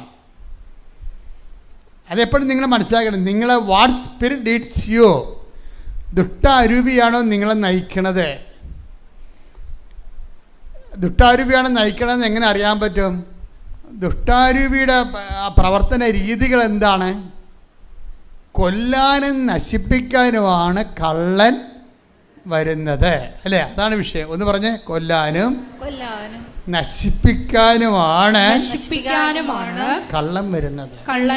അപ്പം കള്ളൻ എന്ന് പറയുമ്പോൾ ഈ കള്ളനാണ് ഉടമ്പടി എടുത്തിരിക്കണമെന്നുണ്ടെങ്കിൽ യോസപ്പച്ചനും പണിയാവും, കൃപാസത്തിനും പണിയാവും. എന്താണ്? കള്ളനാണ് ഉടമ്പടി കള്ളിയാണ് ഉടമ്പടി എടുത്തിരിക്കുന്നത്. അവരുടെ പരിപാടി എന്താണ്? കൊള്ളുക, നശിപ്പിക്കാൻ അവരുടെ പരിപാടി. ഇപ്പം മകൾ വന്ന് പറഞ്ഞ അമ്മ അവിടെ ഭയങ്കര ഞെരുക്കമാണമ്മ, എനിക്കൊരു വിലയുമില്ലമ്മ. അവിടെ അമ്മ പറയും അവനിങ്ങോട്ട് വരട്ടെ. എന്തിനാണെന്നറിയാവോ? അപ്പം അമ്മയുടെ കയ്യിൽ ദുഷ്ടത്തരമുണ്ട്. എന്താണ്? ഈ ഇവള് പറഞ്ഞിങ്ങനെ ഇവളൊരു പാഴ്ജന്മമാണ്, വീട്ടിൽ ഒരു പണിയും ചെയ്യത്തില്ല, ഇങ്ങനെ എന്നാ പഠിക്കത്തുമില്ല. ഇതെല്ലാം ഈ അമ്മയുമായിട്ട് ഭയങ്കര ഗുസ്തിയായിരുന്നു കല്യാണം കഴിക്കണവരെ. ഈ സാധനത്തിനാണ് പാക്ക് ചെയ്ത് വേറെ കുടുംബത്തിൽ ബോംബ് വെച്ചിരിക്കണ പോലെ പെമ്പിച്ചിരിക്കണത്, മിസൈൽ വിട്ടിരിക്കണ പോലെ വിട്ടിരിക്കണത്. ഈ സാധനത്തിന് ഒരു മിസൈലാണ് അവിടെ പോയി പൊട്ടിയിരിക്കണേ. അവിടെ പലരുടെയും മോന്തയില്ല ആ സാധനം. അപ്പം ഇവിടെ വന്നപ്പോൾ അമ്മ ഉടനെ ഇവളുടെ ഇത്രയും നാൾ അമ്മയുമായിട്ട് ഇടിയായിരുന്നു കെട്ടണവരെ. കെട്ടിക്കഴിഞ്ഞപ്പോൾ അവർക്ക് പണിയായി കഴിഞ്ഞപ്പോൾ ഇപ്പം അമ്മ ന്യൂട്രലായിട്ട് അവനിക്കിടെ വരട്ടതൊക്കെ പറഞ്ഞിട്ട് പിന്നെ അമ്മ എന്താ ചെയ്യണത്? അവൻ്റെ ആ വീട്ടിലുള്ള എല്ലാ നെഗറ്റീവും കളക്ട് ചെയ്യും. എന്നിട്ട് നിരന്തരം ഇവളോട് ഓരോ കാര്യങ്ങൾ പറഞ്ഞു കൊടുക്കും. നമുക്ക് പറ്റിയ അബദ്ധമാണ്. ഇപ്പോൾ ചെറുക്കനെ അപ്പനെക്കാണോ പറയും, എന്തുമാത്രം നമ്മൾ പ്രാർത്ഥിച്ചതാണ്, അതിനിപ്പോൾ എന്ത് പറ്റിയിടി? ഓ, നമ്മുടെ മകളുടെ ജീവിതം എവിടെ തീർന്ന്? ഇവളാണ് അവിടെ പോയി തീർത്തിരിക്കണത്. അപ്പം അപ്പനും പ്രശ്നമായി. അപ്പം എന്ത് പറ്റി? അതായത് വളരെ സൂചിക്കെടുക്കാവുന്നൊരു വിഷയമാണ്.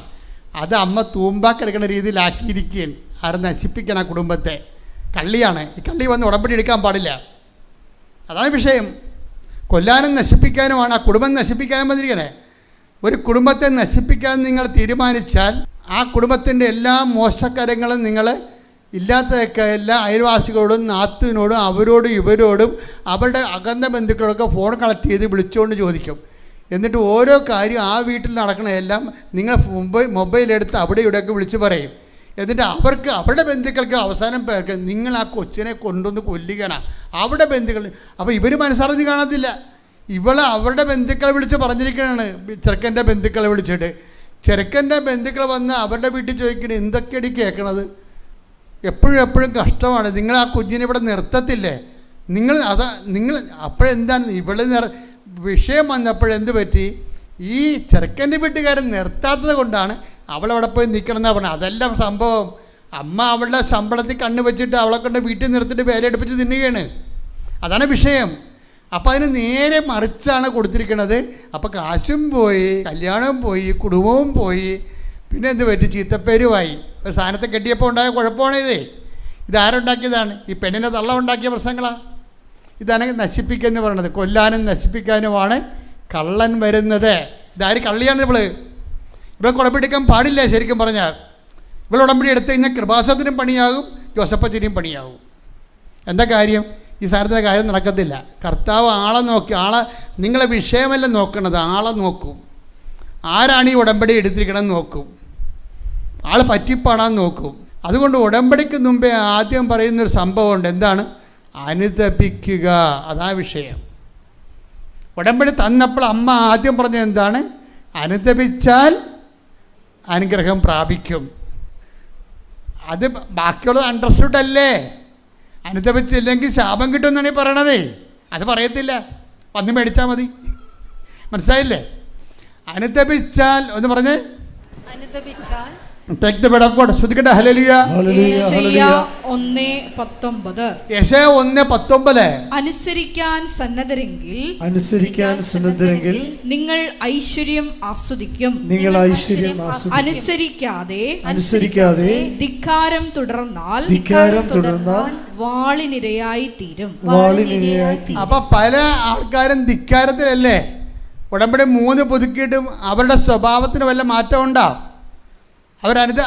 അവർക്ക് മിണ്ടാതിരിക്കുന്ന ശത്രുക്കൾ ഇപ്പോഴും ഇല്ലേ? അവർ പാരയെ സൂചിയും വെക്കുന്നത് എന്തുമാത്രം ആൾക്കാരാണുള്ളത്. അവർ 3 പുതുക്കിയും 4 പുതുക്കിയിട്ടും അനുതപിക്കാതിരിക്കാൻ തുടരുകയാണ്. അപ്പോൾ എന്താ സംഭവിക്കണത്? അനുതപിച്ചൊരു ഐശ്വര്യം പ്രാപിക്കും, അനുതപിച്ചില്ലെങ്കിൽ എന്ത് പറ്റും? ഉറപ്പല്ലേ ശാപം കിട്ടുമെന്നുള്ള കാര്യം. ഉടമ്പടി എടുത്ത് ശാപം മേടിക്കുകയാണ് സംഭവം. അപ്പം അതുകൊണ്ട് നിങ്ങൾക്ക് ദൈവം ഒരു അവസരം തന്നിരിക്കുകയാണ്. അനുതാപം എന്ന് പറയുന്നത് ഒരു അവസരമാണ്, പ്രത്യേകിച്ച് നോൻപ് കാലം. ഈ അവസരത്തിൻ്റെ അരുവി മനസ്സിലാക്കിയിട്ട് നിങ്ങൾ ഈ ആക്രാന്തം മൂത്ത് നിങ്ങൾ എഴുതി വെച്ചിരിക്കുന്ന കാര്യങ്ങൾ നേടാൻ വേണ്ടിയുള്ള പരിവേഷം കാണിക്കാതെ, മറിച്ച് ദൈവത്തിൻ്റെ അരുവി പ്രവർത്തിക്കുന്ന, ദൈവവുമായിട്ട് ഉടമ്പടി ചെയ്യാൻ കോമ്പറ്റൻ്റ് ആയിട്ടുള്ള ഒരു വ്യക്തിയായിട്ട് മാറാൻ വേണ്ടി പ്രാർത്ഥിക്കട്ടെ. ശ്രുതിക്കട്ടെ. ഹല്ലേലൂയ.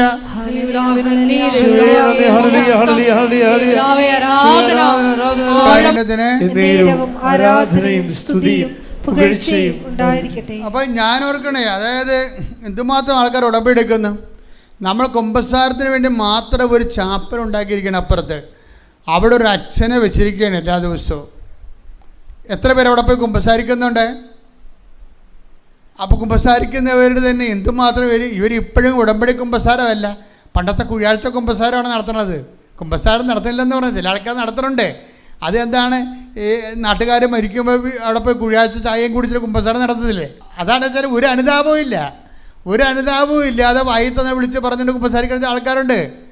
അതുപോലെയുള്ള കുഴിയാഴ്ച കുമ്പസാരം ഉടമ്പടിയിൽ വരുമ്പോൾ നിങ്ങൾ എപ്പോഴും ചിന്തിക്കേണ്ടത് എന്താണ്?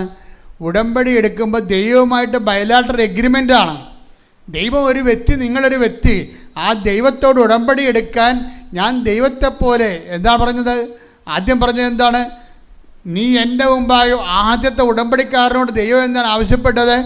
നീ എൻ്റെ മുമ്പാകെ ഉണ്ടാകണം. പിന്നെന്താ പറഞ്ഞത്? നീ പരിശുദ്ധനാണ്, വിശുദ്ധി പാലിക്കണം. അതാണ് ഉൽപ്പത്തി പുസ്തകത്തിൽ പറഞ്ഞത്. നീ എൻ്റെ മുമ്പാകെ ഉണ്ടാവുക, വിശുദ്ധി പാലിക്കുക. അപ്പൊ നോൻപിന്റെ അരൂപിയും നമ്മൾ ഉടമ്പടിയുടെ ധ്യാനങ്ങളൊക്കെ കൂടുമ്പോഴേ എപ്പോഴും നമ്മൾ ശ്രദ്ധിക്കണം. നമുക്ക് ചിലപ്പോൾ അനുഗ്രഹങ്ങൾ ദൈവം തന്നു കാണും, അത് നിങ്ങളുടെ പാപത്തിന് കിട്ടിയ ലൈസൻസ് അല്ല. ചില ആൾക്കാർ പറയും ഞാൻ മാറ്റമൊന്നുമില്ല, ഞാൻ പഴയ ആളെ തന്നെയായിട്ട് ജീവിക്കണം, എന്നാലും എനിക്ക് ഉടമ്പടി വെച്ച് അനുഗ്രഹങ്ങൾ കിട്ടിയല്ല എന്ന് ഓർക്കും. അത് ഏറ്റവും വലിയ മണ്ടത്തരമാണ്. ചില ആൾക്കാർ ചില വിഡ്ഢികളെ ധരിക്കണം അങ്ങനെയാണ്. എടാ ഞാൻ പാപിയാണെങ്കിൽ ദൈവം അനുഗ്രഹിക്കുമോ? ഞാൻ ഉടമ്പടി വെച്ചിട്ടും ഞാൻ പറഞ്ഞതെല്ലാം കിട്ടിയല്ല എനിക്ക്, അപ്പോൾ എൻ്റെ പാപം ദൈവം അംഗീകരിച്ചെന്നില്ല. അതല്ല പ്രശ്നം. നിൻ്റെ പാപാവസ്ഥ വെച്ചുകൊണ്ട് ദൈവം നിനക്കൊരു അനുഗ്രഹം തന്നാൽ ദൈവം പ്രീസപ്പോസ് ചെയ്യണം എന്താണ്? നീ അത് മനസ്സിലാക്കിയിട്ട് അനുതാപത്തിലേക്ക് വരും. പക്ഷേ നീ എന്ത് ചെയ്യും? പറവനെ പോലെ പിന്നെയും കഠിനമായി കഴിഞ്ഞാൽ പിന്നെ എന്ത് ചെയ്യാം? ദൈവം അനുദപിക്കാനുള്ള പുസ്തകം എടുത്തുകൊണ്ട് പോകും. ഇനി നീ അനുദപിക്കണ്ടെന്ന് പറയും. കാര്യം അനുതാപമില്ലാത്ത അവസ്ഥയായിട്ട് പോലും ഞാൻ നിന്നെ അനുഗ്രഹിച്ചു, എന്നിട്ട് നീ അതിൽ വളമായിട്ട് എടുത്തുകൊണ്ട് ആ കഠിന ഹൃദയത്തോട് തന്നെ ജീവിച്ചു. നീ ഇനി അനുദപിക്കേണ്ട ആവശ്യമില്ലെന്ന് പറയും. കാര്യം അനുദപിക്കാൻ നമുക്ക് ഒരു ടൈം കഴിഞ്ഞാൽ പിന്നെ അനുദപിക്കാൻ പറ്റത്തില്ല. അസ്വീകാര്യമായ ദിവസം വരും. അനുതാപത്തിനുമുണ്ട് സ്വീകാര്യ സമയവും അസ്വീകാര്യമായ സമയവും. ദൈവം കാത്തിരുന്ന് ഒരു ടൈം കഴിഞ്ഞാൽ പിന്നെ നീ അനുദപിച്ചാലും സ്വീകാര്യമായിരിക്കത്തില്ല. അതുകൊണ്ട് രക്ഷയുടെ ദിവസം എന്നൊക്കെ പറയണത് സ്വീകാര്യമായ സമയം. Take the word of God. ശ്രുതികട ഹല്ലേലൂയ. 2 കൊരിന്ത്യർ 6:2. യേശുവേ നന്ദി. Hallelujah hallelujah hallelujah hallelujah. 2 കൊരിന്തോസ് 6:2. 2 കൊരിന്ത്യർ 6:2. അവിടുന്ന് അരുൾ ചെയ്തു, സ്വീകാര്യമായ സമയത്ത് ഞാൻ നിന്റെ പ്രാർത്ഥന കേട്ടു. രക്ഷയുടെ ദിവസത്തിൽ ഞാൻ നിന്നെ സഹായിക്കുകയും ചെയ്തു. ഇതാ ഇപ്പോൾ സ്വീകാര്യമായ സമയം. ഇതാ ഇപ്പോൾ രക്ഷയുടെ ദിവസം. അപ്പൊ അനുദപിക്കാൻ ഒരു കാലമുണ്ട്. ഈ അനുഗ്രഹത്തിൻ്റെ കാലം എന്ന് പറയുന്നത് തന്നെ അനുതാപത്തിൻ്റെയും കാലമാണ്. അനുഗ്രഹത്തിൻ്റെ കാലത്ത് അനുദപിച്ച് മാറിയില്ലെങ്കിൽ പിന്നെ 12:7 വർക്കൗട്ട് ചെയ്യും. 12:7 ഹെബ്രായർ 12:7 എന്താണ്? അവൻ അനുദപിച്ചു പക്ഷെ സ്വീകരിച്ചില്ലെന്ന്. കാര്യം അനുദപിക്കണം. ദൈവം നൽകിയ ഒരു സമയമുണ്ട് അനുദപിക്കാൻ. അത് നോൻപാകാം, അനുഗ്രഹത്തിൻ്റെ കാലമാകാം. ഈ പ്രിസ്ക്രൈബ്ഡ് ടൈമിൽ ഈ നിർദ്ദിഷ്ട സമയത്ത് അനുദപിച്ചില്ലെങ്കിൽ പിന്നത്തെ അനുതാപം സ്വീകാര്യമല്ല, അസ്വീകാര്യമാണ്. ഇങ്ങനെ കുറേ ആൾക്കാർക്ക് അക്കിടി പറ്റിയിട്ടുണ്ട്. സമയം തെറ്റി അനുദപിക്കും. ഈ സമയം തെറ്റി മാവ് പൂത്താനുള്ള അവസ്ഥ എന്താണ്? പുഴുകേറി നശിച്ചു പോകും. എല്ലാത്തിനും സമയമില്ലേ ദൈവം വെച്ചിരിക്കണത്? സമയം ഒന്ന് മാവ് പൂക്കണം എന്ന് നോക്കിയേ, ഒന്ന് സമയം തെറ്റി പൂത്ത് നോക്കിയേ, ഒരു സാധനം നമുക്ക് കിട്ടത്തില്ല. സമയത്തിന് മുമ്പേ പൂത്താലും പ്രശ്നമാണ്. മഞ്ഞ് കയറി എല്ലാം അടന്ന്, കുണ്ണികളെല്ലാം അടന്നു പോകും. അനുതാപത്തിനൊരു ടൈമുണ്ട്. അതാണ് സഭാപ്രസംഗി പറയണത്. എന്താ പറയണത്? ഒന്നെടുത്ത് ശ്രുതികട ഹല്ലേലൂയ ഹല്ലേലൂയ ഹല്ലേലൂയ ഹല്ലേലൂയ. എല്ലാറ്റിനും ഒരു സമയമുണ്ട്. അതാണ്, എല്ലാത്തിനും ഒരു സമയമുണ്ട്. അനുദപിക്കാനൊരു സമയമുണ്ട്. അതാണ്, എല്ലാത്തിനും ഒരു സമയമുണ്ട്. ആകാശത്തിൻ കീഴുള്ള സമസ്ത കാര്യത്തിനും ഒരവസരമുണ്ട്. ജനിക്കാൻ ഒരു കാലം, മരിക്കാൻ ഒരു കാലം, നടാൻ ഒരു കാലം, നട്ടത് പറിക്കാൻ ഒരു കാലം. ഈ അനുതാപത്തിൻ്റെ ഒരു കാലമുണ്ട്. അപ്പം എനിക്ക് മനസ്സിലായിരിക്കേണ്ടത്, ഈ എന്തെങ്കിലുമൊക്കെ ഒരു അനുഗ്രഹം കിട്ടുന്ന കാലമില്ലേ? ഇപ്പോൾ കുഞ്ഞുങ്ങൾ പരീക്ഷ ജയിച്ചു, ഓക്കെ, അവിടെ കല്യാണം നടന്നു, നിങ്ങൾ ഉന്തിത്തള്ളി കുഞ്ഞുങ്ങളെ കൊണ്ടുപോയി കുമ്പസാരിപ്പിക്കും. പക്ഷെ ആ മഹനീയ കൃത്യം നടന്ന കുടുംബത്തിൽ അപ്പനും അമ്മയും കുമ്പസാരിക്കത്തില്ല. മനസ്സിലായി? അനുതാപത്തിൻ്റെ കാലമാണ്. ആ കുടുംബത്തിൽ കിട്ടിയ അനുഗ്രഹമാണ്. ഒരു കുഞ്ഞ് ജനിച്ചു. ആ ജനിച്ചപ്പോൾ കുഞ്ഞ് എത്രയോ പേർക്ക് കുഞ്ഞുങ്ങളില്ലാതെ വേദനിച്ച് വിഷമിച്ച് നടക്കണേ. അപ്പോൾ നമ്മുടെ ദൈവം ഒരു കുഞ്ഞിനെ തരുമ്പോൾ അപ്പോഴേ അതിനൊരു അനുഗ്രഹത്തിൻ്റെ എല്ലാ കാലവും അനുദപിക്കാനുള്ള കാലമാണ്. അനുഗ്രഹിക്കും. ഇപ്പം കുഞ്ഞ് ജനിക്കുമ്പോൾ സത്യം പറഞ്ഞാൽ ഇടവക വികാരിയാകുന്ന രീതിയിൽ എനിക്ക് പേടിയാണ്. കുഞ്ഞ് ജനിക്കുമ്പോൾ തന്നെ ഈ ആചാരാനുഷ്ഠാനം അടക്കം പോലെ തന്നെ ആൾക്കാരെ വിളിച്ചു കൂട്ടിയ അപ്പം തന്നെ പിന്നെ നോൻപാളം നോക്കാതെ പോലും മദ്യം വിളമ്പണ കുടുംബങ്ങളുണ്ട്. മദ്യം വിളമ്പണ കുടുംബങ്ങളല്ല പ്രശ്നം. അയാൾ കടമാകുമ്പോൾ അയാൾക്ക് ബുദ്ധി മുതൽ ദൈവം പാഴ് ജന്മം തള്ളിക്കളഞ്ഞ സാധനമായിരിക്കാം. കാര്യം നിൻ്റെ കല്യാണക്കാലം മുതൽ നിൻ്റെ ഭർത്താവ് കുടിക്കണമായിരിക്കും. പക്ഷെ നിങ്ങളത് അംഗീകരിക്കണില്ലേ? അതാണ് പ്രശ്നം. നിങ്ങൾ അംഗീകരിക്കുന്നോ? ചില കുടുംബങ്ങളിൽ പെണ്ണുങ്ങളെ, ഞാൻ കല്യാണ തലേന്നൊക്കെ ഞാൻ പോകുന്നില്ല. ഇപ്പം എന്നെ പലരും വിളിക്കും, ഇവിടെക്കാരൊക്കെ വിളിക്കും, അച്ഛാ കല്യാണം ഒന്ന് പ്രാർത്ഥിക്കാൻ വരികയില്ല. കാര്യം പെണ്ണുങ്ങളൊക്കെ പൂസായിരിക്കും. അറിയത്തില്ല, കുറേ പുതിയ ജന്മങ്ങൾ ഇറങ്ങിയിട്ടുണ്ട്. അതായത് പണ്ട് ഒരു കല്യാണ വീട്ടിൽ രാത്രി നമ്മൾ പ്രാർത്ഥിക്കാൻ വേണ്ടി ചെല്ലുമ്പോൾ എന്തൊരു അരൂപിയായിരിക്കും അവർക്ക്. ഇന്ന് ആ അരൂപിയെല്ലാം തച്ചുടച്ചത് ആരാണ്? ഈ വീട്ടിൽ എന്ത് നടക്കുമെന്ന് ഇവരുടെ അമ്മ അവിടെയുള്ള ആൾക്കാരെല്ലാവരെയും തിന്മയുടെ ശക്തികൾ കയ്യിലെടുത്ത് അപ്പോൾ അതുകൊണ്ട് ആഭാസതരങ്ങളെല്ലാം നടക്കും. ചില ആൾക്കാർ വീടിൻ്റെ 2 നില, ഒരു കാശും ഇല്ലെങ്കിൽ ലോണെടുത്ത് 2 നില എടുത്തിരിക്കണേ. എന്തിനാണെന്നറിയാം? അവിടെ ഇരുന്ന് കപ്പലണ്ടിയും അണ്ടിപ്പരിപ്പും ബിയറും കഴിക്കാൻ വേണ്ടി മാത്രം 2 നില ഉണ്ടാക്കിയിരിക്കുന്ന ആൾക്കാരുണ്ട്. അവിടുന്ന് അറ്റാക്ക് വന്നിട്ട് പിടിച്ചുകൊണ്ട് വന്നിട്ട് താഴെ വരുമ്പോൾ തന്നെ ആളിനെ ക്ലോസാകുക കുറയുമ്പോൾ. ഇതൊക്കെ എല്ലാത്തിനും ടൈമില്ലേ? ചകാനും ഒരു ടൈമുണ്ടാവും. നിങ്ങൾ ദൈവത്തെ മറന്നൊരു സംഭവം ചെയ്യരുത്. ദൈവമായിട്ട് ജീവിക്കുക വെച്ചാൽ നല്ല പ്രൊട്ടക്ഷൻ കിട്ടുന്ന പരിപാടിയാണ്. പക്ഷെ അത് അത്രയ്ക്ക് ഈസി അല്ല. ശരിക്കും നമ്മൾ ശ്രദ്ധിക്കേണ്ട കാര്യങ്ങൾ നമ്മൾ ശ്രദ്ധിക്കണം. കെയർലെസ്സായിട്ട് ജീവിച്ച് അനുഗ്രഹങ്ങൾ അടിച്ചു മാറ്റുമ്പോഴും ദൈവം അനുഗ്രഹിക്കുന്നുണ്ട്. ഞങ്ങളുടെ പാപത്തിന് ദൈവം ലൈസൻസ് തന്നിട്ടുണ്ടെന്ന് വിചാരിക്കരുത്. ഏത് സമയത്താണ് ആളെ ഉൾപ്പെടെ പോകണമെന്ന് അറിയാൻ പറ്റത്തില്ല. എനിക്ക് ചില മരിപ്പിനൊക്കെ അടക്കാൻ ചെല്ലുമ്പോൾ എനിക്ക് ഒരു പ്രശ്നം തോന്നാറില്ല. അവിടെ കന്ന കാളെ കൂവി നിലവിളിക്കുന്നുണ്ടാവും. എനിക്ക് ഈ അണ്ണന്മാരുടെ എല്ലാത്തിൻ്റെ അവസ്ഥകൾ അറിയാം. ഇരന്ന് പണി മേടിച്ചിരിക്കുന്നതാണ്. ഇനി റീത്തി പിടിച്ച് പോകാതെ വേറെ മാർഗ്ഗമില്ല. ഇരന്ന് പണി മേടിച്ച് എനിക്ക് ഒരു നിലവിളി കേൾക്കത്തില്ല. കാര്യമൊക്കെ നിങ്ങളുടെ നിലവിളി നേരത്തെ നിലവിളിക്കേണ്ടായിരുന്നു. നിങ്ങൾ ദൈവത്തിൽ നിന്നൊരു കുടുംബം അകലുന്നോ, ദൈവത്തിൻ്റെ സംരക്ഷണം നഷ്ടപ്പെടുന്നു എന്ന് തോന്നുമ്പോൾ നിങ്ങൾ ദൈവത്തിൻ്റെ ഉള്ള ആൾക്കാരാണെങ്കിൽ ദൈവം നിങ്ങൾക്ക് കണ്ണീര് തരും. എന്താ കാര്യം? കണ്ണീര് ദൈവം തരണതാണ്. ദൈവം തരുന്ന കണ്ണീരെന്താണ്? ഒരു മനുഷ്യന് പ്രൊട്ടക്ഷൻ ഉണ്ടെങ്കിൽ, ദൈവ സംരക്ഷണം ഉണ്ടെങ്കിൽ, ദൈവത്തിൽ നിന്നൊരു ഇഞ്ച് മാറിക്കഴിഞ്ഞാൽ നമ്മുടെ കണ്ണിൽ നിന്ന് നമുക്ക് ദുഃഖം വരും. പാപത്തെക്കുറിച്ച് വേദന വരും. കർത്താവിൽ നിന്ന് അകന്നു പോകണമല്ലോ. അതിന് എത്രയോ അങ്ങനെ എന്തുമാത്രം കുടുംബങ്ങളുണ്ടെന്നറിയാവോ?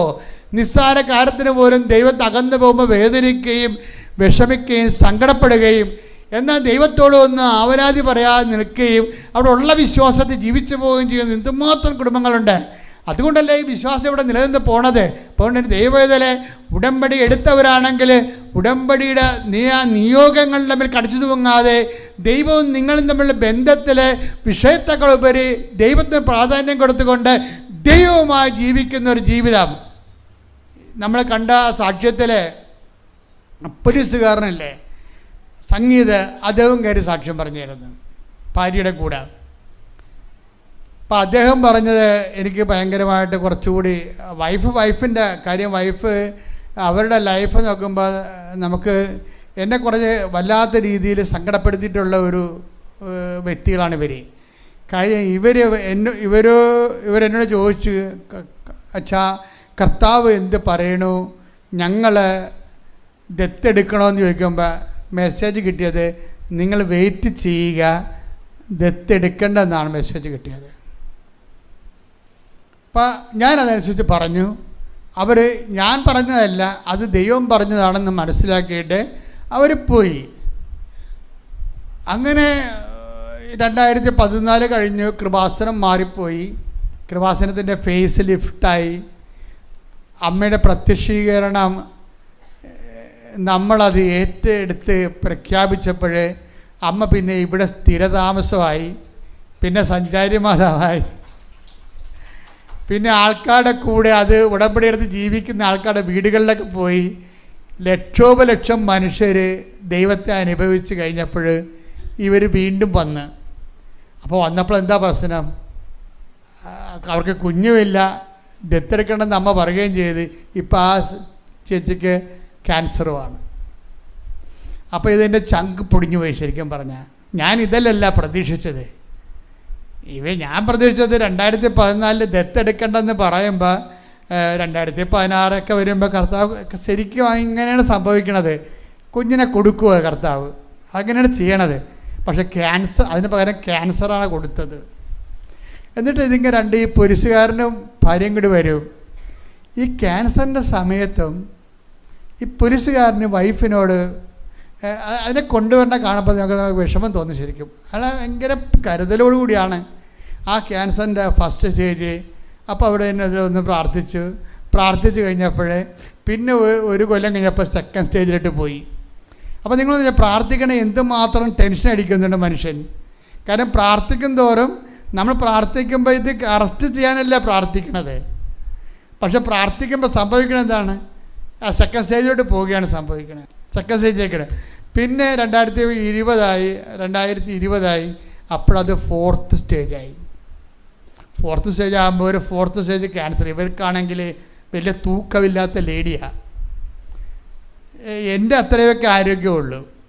അപ്പോൾ അവർക്ക് ഇത് ഫോർത്ത് സ്റ്റേജ് ആയപ്പോഴുണ്ടല്ലോ തളർന്ന്, എന്നിട്ട് ഇങ്ങനെ തളർന്നിട്ട് പോലും ഇതിനെ താങ്ങി പിടിച്ചുകൊണ്ട് ഈ ആൾക്കാരെ വന്ന് ഈ മനുഷ്യൻ നിൽക്കും. അപ്പം അന്നേരം പിന്നെ അതിനിടയ്ക്ക് അങ്ങനെ SA ആയി. എന്നിട്ടും വിശ്വാസം വിടാതെ നിൽക്കും. ഞാനാണെങ്കിൽ വന്ന് കർത്താവിൻ്റെ കാര്യത്തിൽ കിടക്കും. എന്താ കാര്യം? ഈശോ തന്നെ ഈ വിഷയം നേരിട്ട് ഇടപെടണം. ഇത് നമുക്കൊന്നും ചെയ്യാനില്ല. ഇതിൻ്റെ അകത്ത് അടിക്കടി വഷളായിക്കൊണ്ടിരിക്കുകയാണ്. ഇനി ചിലപ്പോൾ അവർ വരത്തില്ല. അതാണ് വിഷയം. അവരുടെ ലാസ്റ്റ് സീനാണ് നമ്മൾ കാണുന്നത് 4th സ്റ്റേജിൽ. അപ്പോൾ എനിക്കാണെങ്കിൽ എൻ്റെ ആയുസ് കണ്ടിച്ചു പോണ പോലെ ഞാൻ കർത്താവിൻ്റെ കാലിൽ തൂങ്ങി കിടക്കും. എന്നിട്ട് ഞാൻ ചെന്ന് ആ കൈ എടുത്ത് ഇവിടെ തലയിൽ വെക്കും. എന്നിട്ട് പറയും, ശരിയാകും മക്കളെ, കർത്താവ് നമ്മളെ സഹായിക്കുമെന്നൊക്കെ പറഞ്ഞു വിടും. അത് കറക്റ്റാണ്. ഞാനല്ല പറയണത്. കാരണം ഞാൻ കർത്താവിൻ്റെ നാമത്തിലല്ല അവരോട് പറയണത്. ആ സ്റ്റേജിൽ പറയാൻ ഭയങ്കര പാടാ ശരിക്കും, ആശ്വസിപ്പിക്കാൻ പാടാ ശരിക്കും. പക്ഷേ ഈ കാലങ്ങളിലെല്ലാം ഇവരിങ്ങനെ വിശ്വാസത്തിൽ നിൽക്കും. അപ്പോൾ ഉടമ്പടിയിലായിപ്പോയി. അവർ ഉടമ്പടി പുതുക്കിക്കൊണ്ടേയിരിക്കും. ക്യാൻസറിൻ്റെ സ്റ്റേജുകൾ മാറുന്നതനുസരിച്ച് വീണ്ടും ഉടമ്പടി അവർ പുതുക്കിക്കൊണ്ടേയിരിക്കും. ആവുന്നത്ര ആരോഗ്യത്തോടെ അയാൾ ആ ഉടമ്പടിയുടെ ശുശ്രൂഷ പറ്റുന്നത്രയും ചെയ്തുകൊണ്ട് വിശ്വസ്തത പാലിക്കും. ഈ വിശ്വസ്തതയാണ് ഇവരുടെ ഏറ്റവും വലിയ വിജയമെന്ന് പറയുന്നത്. എന്ത് സ്റ്റേജാണെങ്കിലും ആ ഒരു പ്രാർത്ഥനയെന്നും പ്രവർത്തനങ്ങളിൽ നിന്നും ഒന്നും മാറത്തില്ല. സാധാരണ ഒരു ആൾക്കാർ ഉപയോഗിക്കുന്ന ഫെയ്ത്ത് അല്ല അവർ ഉപയോഗിക്കുന്നത്. വേറെ എന്തൊരു ഫെയ്ത്താണ് ഉപയോഗിക്കുന്നത്. അവർ വിഷയത്തിനേക്കാൾ ഉപരി അവർ ആങ്കർ ചെയ്തിരിക്കുന്നത് ദൈവത്തിലാണ്. അത് കാരണം ദൈവഹിതം നിറവേറിയാലും അതും ദൈവാനുഗ്രഹമായിട്ട് കരുതിക്കൊണ്ട് പോകുന്ന ഒരു ജീവിത സാക്ഷ്യമാണത്. എനിക്കത് ശ്രദ്ധിക്കാൻ കഴിയുന്നുണ്ട് ശരിക്കും. അപ്പം അതിന് ശേഷം പിന്നീട് ഇവർ വരണത് ക്യാൻസർ സുഖപ്പെട്ടു അവർ പ്രഗ്നൻ്റ് ആയെന്നും പറഞ്ഞാൽ വരണത്. അത് രസമുണ്ട് വിഷയത്തിൽ. പ്രഗ്നൻ്റ് ആണ്, ഇവരുടെ പീരീഡ്സ് കറക്റ്റല്ല. അത് കാരണം ഇവർ പ്രഗ്നൻ്റ് ആയത് ഇവർ അറിയണില്ല. വയറിലുണ്ടാകുന്ന ചില വിഷമങ്ങൾ കാരണം ടെസ്റ്റ് ചെയ്യാൻ ചെന്നപ്പോഴാണ് 3.5 മാസമായിട്ട് പ്രഗ്നൻ്റ് ആണെന്ന് അറിയണത്. അതാ വിഷയം. അപ്പം കർത്താവ് പറഞ്ഞ വാക്ക് എന്താ വെച്ചാൽ ഈ സർക്കിൾ ഇൻസ്പെക്ടർ ഇവിടെ ഒന്ന് പറയണ്ടേ. അതായത് ഇക്കാലങ്ങളിലെല്ലാം ഞാൻ ഇവളുടെ കൂടെയും ഞങ്ങൾ ഒരുമിച്ച് ഈ സങ്കടവും കൊണ്ട് മുന്നോട്ട് പോകുമ്പോൾ എന്നെ നിലനിർത്തിയൊരു വാക്കുണ്ട്. അതാണ് വചനത്തിൻ്റെ ഒരു പ്രത്യേകത. അതാണ് നിങ്ങൾ ഉടമ്പടി ധ്യാനം കൂടണമെന്ന് പറഞ്ഞതിൻ്റെ കാരണം വചനം എന്താണെന്ന് നമ്മുടെ ജീവിതത്തിൽ ചെയ്യണമെന്ന് വെച്ചാൽ നിലനിൽപ്പ് തരും. നിലനിൽപ്പ് വചനം മാത്രമേ തരത്തുള്ളൂ. അനുഗ്രഹം വേറെ, നിലനിൽപ്പ് വേറെ. കർത്താവ് പറഞ്ഞില്ല, നിങ്ങൾ എൻ്റെ സ്നേഹത്തിൽ നിലനിൽക്കുവിൻ. അതാണ് നിലനിൽക്കുക എന്ന് പറയുന്നത്. പല ആൾക്കാരുടെ ഒരു പ്രശ്നമെന്ന് പറഞ്ഞാൽ എന്താണ്, അവർക്ക് അനുഗ്രഹം കിട്ടുന്ന കാലം വരെ അവർക്ക് നിലനിൽക്കാൻ പറ്റണില്ല. അതാണല്ല പ്രശ്നം. നമ്മൾ അണ്ടക്കൊണ്ട് വളം വെക്കേണ്ട കാര്യമില്ല. പല ആൾക്കാരുടെയും പ്രശ്നം ദൈവം അവരെ അനുഗ്രഹിക്കും, പക്ഷെ അനുഗ്രഹം കിട്ടുന്ന സമയം വരെ അവർ നിലനിൽക്കത്തില്ല. അവർ ദൈവത്തിൽ നിന്ന് എന്തെങ്കിലും ഏഷണി പറഞ്ഞാൽ, കുശുമ്പ് പറഞ്ഞാൽ, അടിയുണ്ടാക്കിയ, വെള്ളമടിച്ച, കള്ളത്തരം കാണിച്ച, ആൾക്കാരെ പറ്റിച്ച ഒക്കെ അവർ ദൈവത്തിൽ നിന്ന് പോകും. അതാണ് നിലനിൽപ്പെന്ന് പറഞ്ഞാൽ നിസ്സാരമല്ല.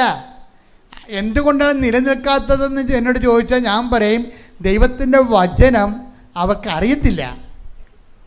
ആ വചനം ഉണ്ടെങ്കിൽ ദൈവം ഈ ക്യാൻസർ 4th സ്റ്റേജിൽ ഒരു വൈഫിനെയും കൊണ്ട് കഷ്ടത്തിൽ കൈയിട്ടുകൊണ്ട് നടക്കുമ്പോൾ ദൈവത്തിൻ്റെ വാഗ്ദാനം ആ മനുഷ്യൻ മനസ്സിൽ സൂക്ഷിക്കുന്നുണ്ട്. എന്താണ്?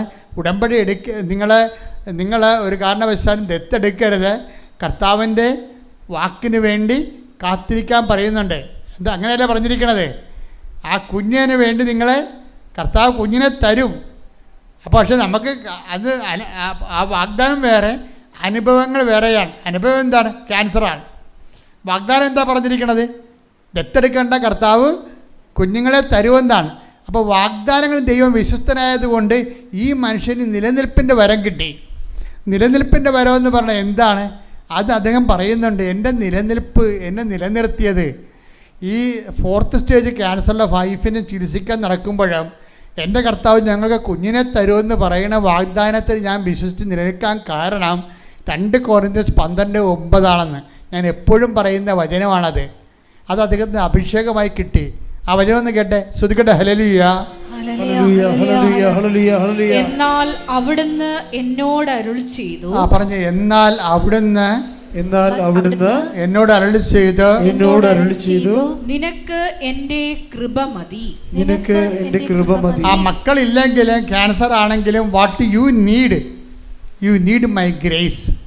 നിനക്ക് എൻ്റെ കൃപ. അതാണ് ഇവർക്ക് കിട്ടിയിരിക്കുന്നത്. അനുഗ്രഹമല്ല, കൃപ എന്ന് വെച്ച് കഴിഞ്ഞാൽ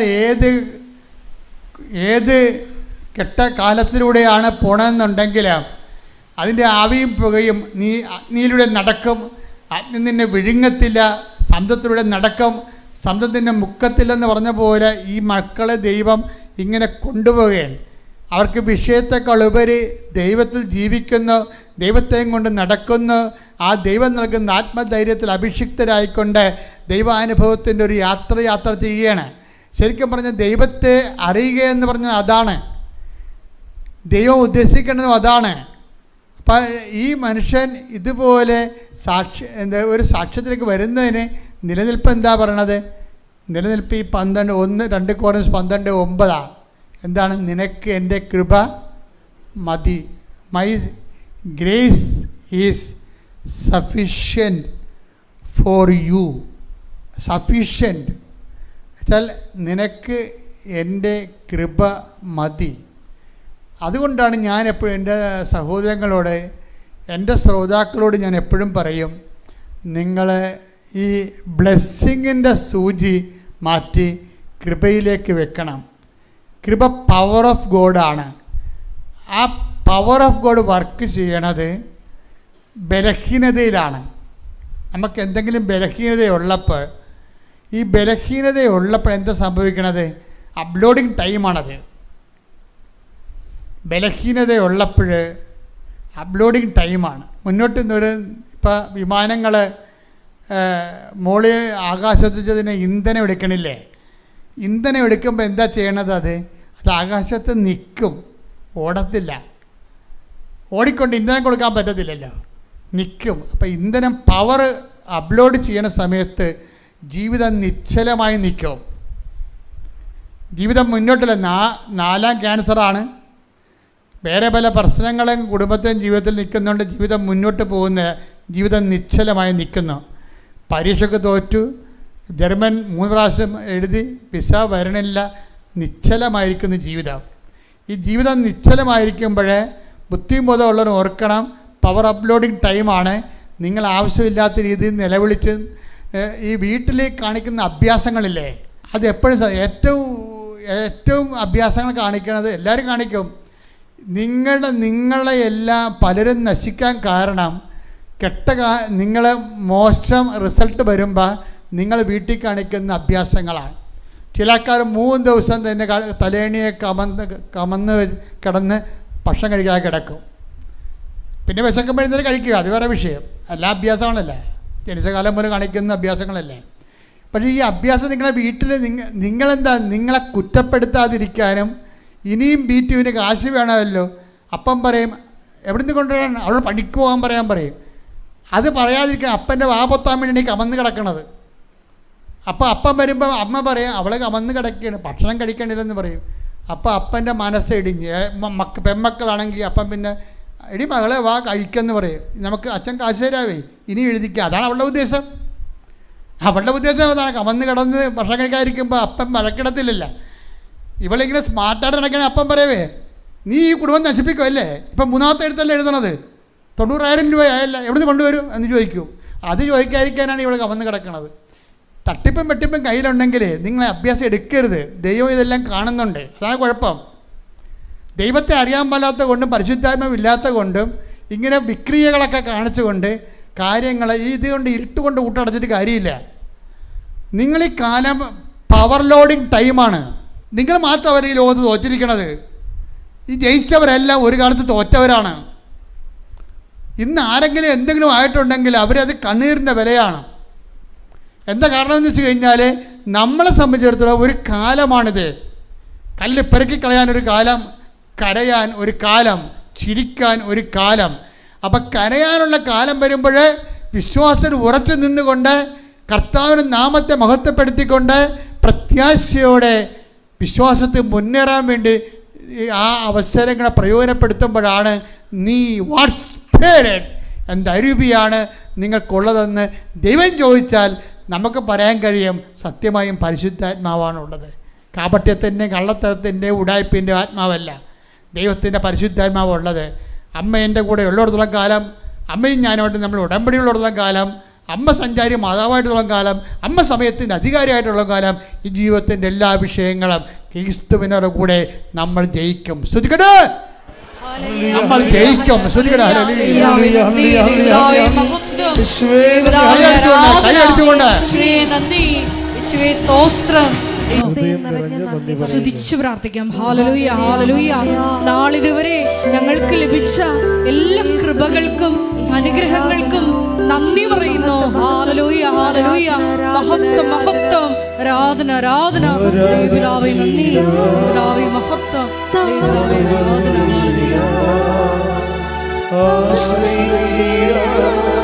ദിവ്യകാരുണ്യത്തെ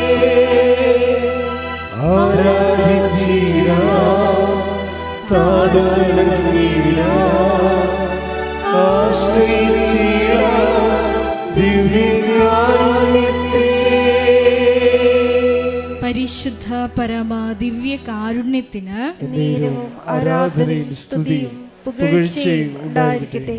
പരിശുദ്ധ പരമ ദിവ്യ കാരുണ്യത്തിന് ആരാധനയും സ്തുതിയും പുകഴ്ചയും ഉണ്ടായിരിക്കട്ടെ. പരിശുദ്ധ പരമ ദിവ്യ കാരുണ്യത്തിന് ആരാധനയും സ്തുതിയും പുകഴ്ചയും ഉണ്ടായിരിക്കട്ടെ. അമ്മേ പരിശുദ്ധ അമ്മേ, അമ്മേ പരിശുദ്ധ അമ്മേ, ദൈവമാതാവേ, ദൈവമാതാവേ, 2004 ഡിസംബർ 7-ാം തീയതി ഉച്ചകഴിഞ്ഞ് 2:30 കൃപാസനത്തിൽ സംഭവിച്ച അമ്മയുടെ പ്രത്യക്ഷപ്പെടലിനെ കുറിച്ച് തിരുസഭയ്ക്ക് സമർപ്പിച്ചിരിക്കുന്ന പഠനരേഖകളുടെ മേൽ വസ്തുനിഷ്ഠവും ദൈവശാസ്ത്ര വിധി പ്രകാരമുള്ളതുമായ അന്വേഷണ പഠനങ്ങൾ നടത്തി ആ പ്രത്യക്ഷപ്പെടലിലൂടെ പ്രകടമായ ദൈവമാതാവിന്റെ പ്രത്യേക കരുതലും സംരക്ഷണവും വെളിപ്പെടുത്തുന്ന പീഡിതരുടെ ആശ്വാസവും പ്രവാചകന്മാരുടെ രാജ്ഞിയും വാഗ്ദാനത്തിന്റെ പേടകവും പ്രപഞ്ച പ്രകൃതിയുടെ മാതാവുമായ പരിശുദ്ധമ്മയുടെ ഭക്തി തിരുസഭയിൽ കൂടുതൽ പ്രചരിച്ച് ജീവിതത്തിന്റെ ദുരിത ദുരന്ത അവസ്ഥകളിൽ അകപ്പെട്ട് കഴിയുന്ന അനേകായിരം മക്കൾക്ക് ദൈവത്തിന്റെ സാന്നിധ്യവും സന്ധിപ്പും കൂടുതൽ അനുഭവിക്കുക വഴി ആത്മീയ വിശുദ്ധിയും ദൈവശക്തിയും കൈവരിക്കുവാൻ ഞങ്ങളുടെ കുടുംബങ്ങളെ ഇടയാക്കണമേ. സ്തുതിച്ചു പ്രാർത്ഥിക്കാം. Hallelujah, hallelujah, hallelujah. ദിവ്യകാരുണ്യനാഥ, മരിയൻ ഉടമ്പടിയെടുത്ത് പ്രാർത്ഥിക്കുന്ന ഞങ്ങളുടെ കുടുംബങ്ങളെ വിശുദ്ധീകരിക്കണമേ എന്ന് പ്രാർത്ഥിക്കുന്നു, ശക്തീകരിക്കണമേ എന്ന് പ്രാർത്ഥിക്കുന്നു, ആത്മാവാൽ വഴി നടത്തണമേ എന്ന് പ്രാർത്ഥിക്കുന്നു, വലിയ വലിയ സാക്ഷികളാക്കി ഉയർത്തണമേ എന്ന് പ്രാർത്ഥിക്കുന്നു. Hallelujah, hallelujah. ദൈവപിതാവേ നന്ദി, ദൈവപിതാവേ മഹത്വം, ദൈവപിതാവേ ആരാധന.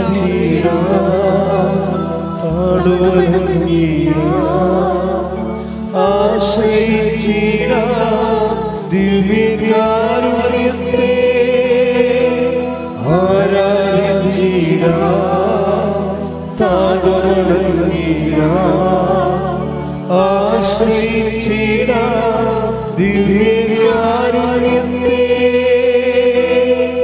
പരിശുദ്ധ പരമ ദിവ്യ കാരുണ്യത്തിന് ആരാധനയും സ്തുതിയും പുകഴ്ചയും ഉണ്ടായിരിക്കട്ടെ. പരിശുദ്ധ പരമ ദിവ്യ കാരുണ്യത്തിന് ആരാധനയും സ്തുതിയും പുകഴ്ചയും ഉണ്ടായിരിക്കട്ടെ. പരിശുദ്ധ പരമ ദിവ്യ കാരുണ്യത്തിന് ആരാധനയും സ്തുതിയും പുകഴ്ചയും ഉണ്ടായിരിക്കട്ടെ. അമ്മേ പരിശുദ്ധ അമ്മേ, അമ്മേ പരിശുദ്ധ അമ്മേ, ഭൂസ്വർലോകങ്ങളുടെ രാജ്ഞിയായ അങ്ങേയ്ക്ക് ഭൗമ സംരക്ഷണത്തിനായി പ്രപഞ്ച പ്രകൃതിയെ തന്നെ തിരുസഭ പ്രതിഷ്ഠിക്കുവാൻ ഈ പ്രത്യക്ഷീകരണം വഴി ഇടയാക്കണമേ. പരിശുദ്ധ അമ്മേ, ജപമാല മാതാവേ, സകല കൃപാസനം പ്രാർത്ഥനകളോടും ചേർത്ത് ഞങ്ങളിപ്പോൾ പ്രാർത്ഥിക്കുന്ന ഈ സമൂഹത്തിന്റെ പ്രത്യേക നിയോഗങ്ങളും മൗനമായിട്ട് നമ്മുടെ വ്യക്തിപരമായ പ്രാർത്ഥനാ വിഷയങ്ങളും സമാനമായിട്ടുള്ള ജീവിത ദുരിതങ്ങളിലൂടെ കടന്നു പോകുന്ന മക്കളെയും കൃപാസനത്തിൽ ജീവനോടെ പ്രത്യക്ഷയായ ദൈവമാതാവിൻ്റെ മധ്യസ്ഥയിൽ ദിവ്യകാരുണ്യ സന്നിധിയിൽ സമർപ്പിച്ച് നമുക്കൊരു നിമിഷം പ്രാർത്ഥിക്കാം.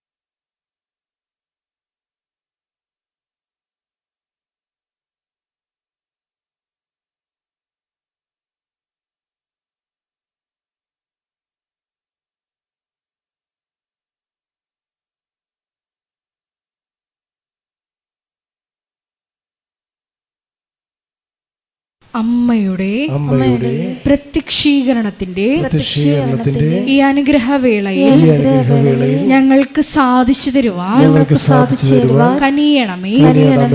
ആമേൻ. സ്തുതിച്ചു പ്രാർത്ഥിക്കാം. Hallelujah, hallelujah, hallelujah.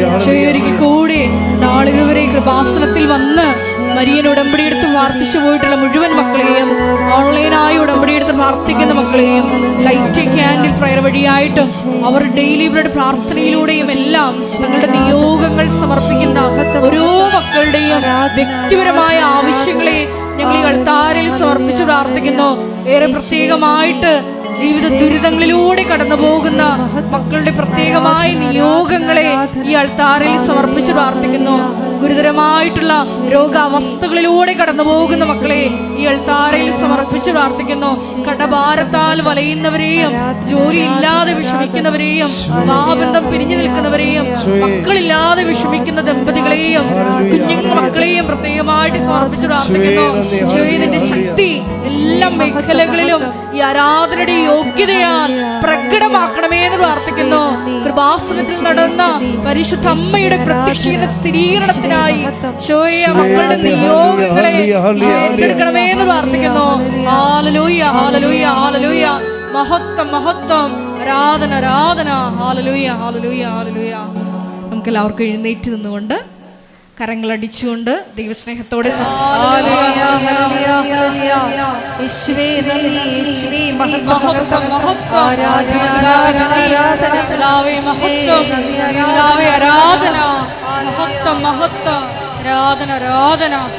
പരിശുദ്ധ പരമ ദിവ്യകാരുണ്യത്തിന് ആരാധനയും സ്തുതിയും പുകഴ്ചയും ഉണ്ടായിരിക്കട്ടെ. പരിശുദ്ധ പരമ ദിവ്യകാരുണ്യത്തിന് ആരാധനയും സ്തുതിയും പുകഴ്ചയും ഉണ്ടായിരിക്കട്ടെ. രോഗസൗഖ്യ പ്രാർത്ഥനയിലേക്ക് പോവുകയാണ്. എൻ്റെ മക്കളെ, വളരെ ദൈവം നിറഞ്ഞു നിൽക്കുന്ന, ദൈവ കൃപ നിറഞ്ഞു നിൽക്കുന്ന സമയമാണ്. നിങ്ങൾ ഒരു കാര്യത്തിൽ ആവശ്യമില്ലാത്ത ഉത്കണ്ഠപ്പെടരുത്. കടമായാലും രോഗമായാലും ഇതിനെല്ലാത്തിനും അതിജീവിക്കും. 10,000-കണക്കിന് മനുഷ്യരെ മുട്ടുകുത്തി പ്രാർത്ഥിച്ച സ്ഥലം, ലക്ഷക്കണക്കിന് മനുഷ്യരുടെ സാക്ഷ്യം പറഞ്ഞ ഒരു ഇടം, മാതാവ് ജീവനോടെ പ്രത്യക്ഷപ്പെട്ട ഇടത്തിലാണ് നിന്റെ കണ്ണീരിൻ്റെ കാലത്ത് കർത്താവ് നിന്നെയും കൊണ്ടുവന്നിരിക്കുന്നത്. ദൈവവേദലെ, നീ അച്ഛൻ പറഞ്ഞതുപോലെ വചനങ്ങൾ കേട്ട് ഉടമ്പടി അനുസരിച്ച് ജീവിച്ച് ദൈവത്തിനെ നമ്മെ പക്ഷത്താക്കിക്കൊണ്ട് മാതാവിൻ്റെ കൂടെയാണ് ഈ ഉടമ്പടി സഞ്ചാരം. അച്ഛനോട് ചേർന്ന് പ്രാർത്ഥിക്കുക. കർത്താവേ, കർത്താവേ അമ്മയോട് കൂടെ ഈ ഉടമ്പടി സഞ്ചാരത്തിനായി ഉടമ്പടി ജീവിതത്തിനായി എന്നെ ക്ഷണിച്ചതിന് ഞാൻ നന്ദി പറയുന്നു. കർത്താവേ, ഉടമ്പടി ധ്യാനത്തില് തീർത്ഥാടനത്തിൽ പങ്കെടുക്കുന്നവരെ അങ്ങ് വെറും കൈയോടെ പറഞ്ഞയക്കുകയില്ലെന്ന് ഞങ്ങൾ പ്രത്യാശിക്കുന്നു. കർത്താവേ, ഈ ധ്യാനം അങ്ങയുടെ മക്കള് ഓൺലൈനായി കൂടുന്നവരെയും അങ്ങ് അനുഗ്രഹിക്കണമെന്ന് പ്രത്യേകം അനുഗ്രഹിക്കണമെന്ന് അവരെല്ലാവരെയും അങ്ങ് സാക്ഷികളായി മാറ്റണമേ എന്ന് പ്രാർത്ഥിക്കുന്നു. കർത്താവേ, നന്നായി ആരാധിക്കാൻ, നന്നായി പ്രാർത്ഥിക്കാൻ, അങ്ങയെ മഹത്വപ്പെടുത്തുവാൻ ഞങ്ങളെ യോഗ്യരാക്കണമേ. ശ്രദ്ധിക്കട്ടെ.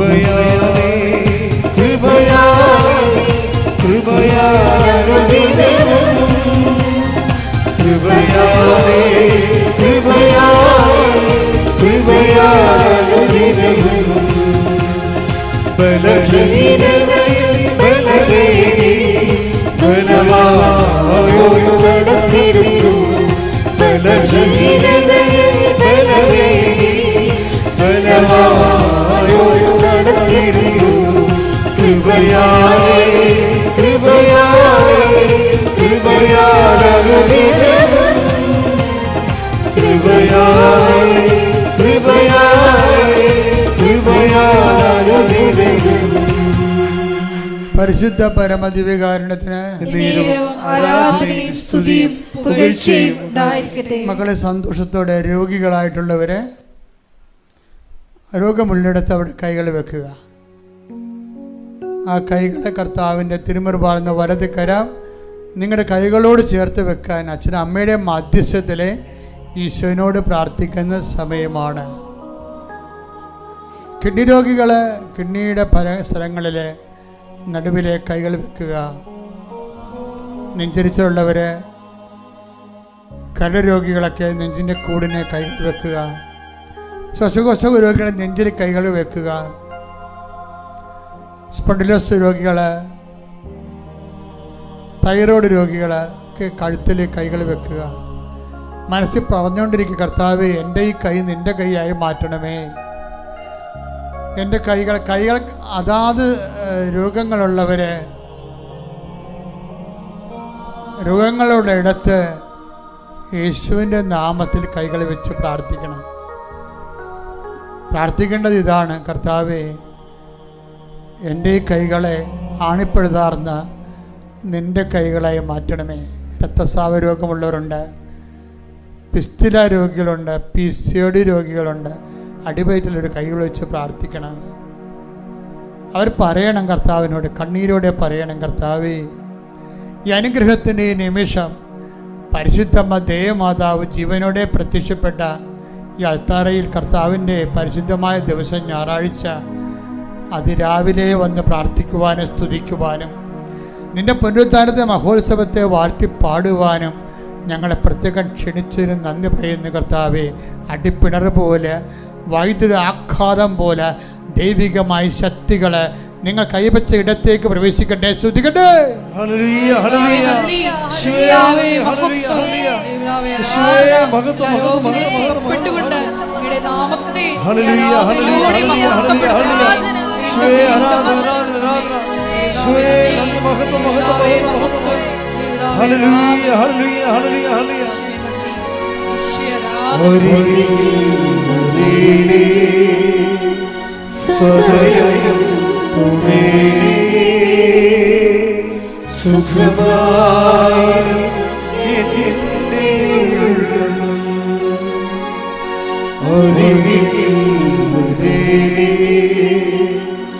സദയം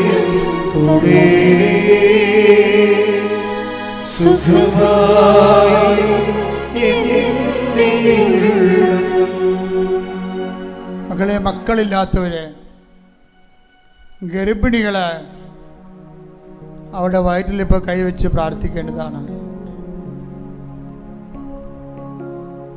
ആയിരക്കണക്കിന് മനുഷ്യരെ ദൈവത്തിൻ്റെ സ്പർശനവും സൗഖ്യവും കണ്ടുമുട്ടി ആഹ്ലാദിച്ച് ഹല്ലേലൂയ പാടിയ ആത്മീയതയുടെ മണ്ണിലാണ് നീ കാലിച്ചു വിട്ട് നിൽക്കാൻ ദൈവം നിന്നെ വിളിച്ചിരിക്കുന്നത്. അച്ഛൻ എല്ലാവർക്കും വേണ്ടി പ്രാർത്ഥിക്കേണ്ട സമയമാണിത്. സ്വർഗം തുറക്കണ സമയമാണിത്. ഈ കാലത്തിലാണ്, ആരാധന നടക്കുന്ന ഒരു കാലത്തിലാണ് അമ്മ പ്രത്യക്ഷത്തിൽ വന്നത്.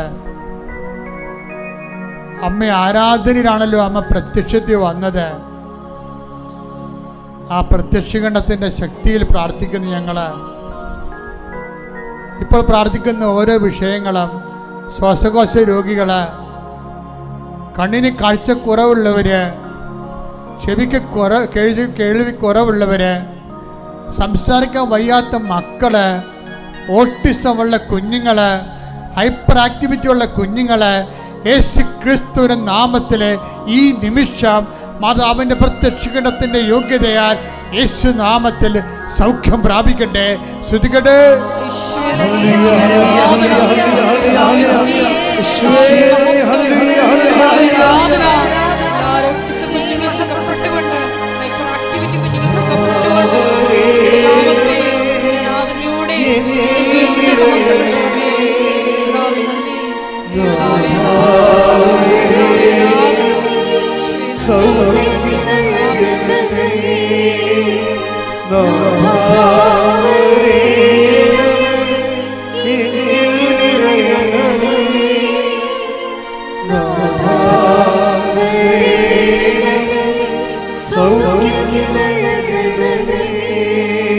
പരിശുദ്ധ പരമ ദിവ്യകാരുണ്യത്തിന്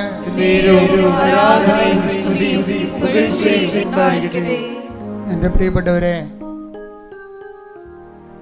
സോറിയാസിസ് രോഗികള്,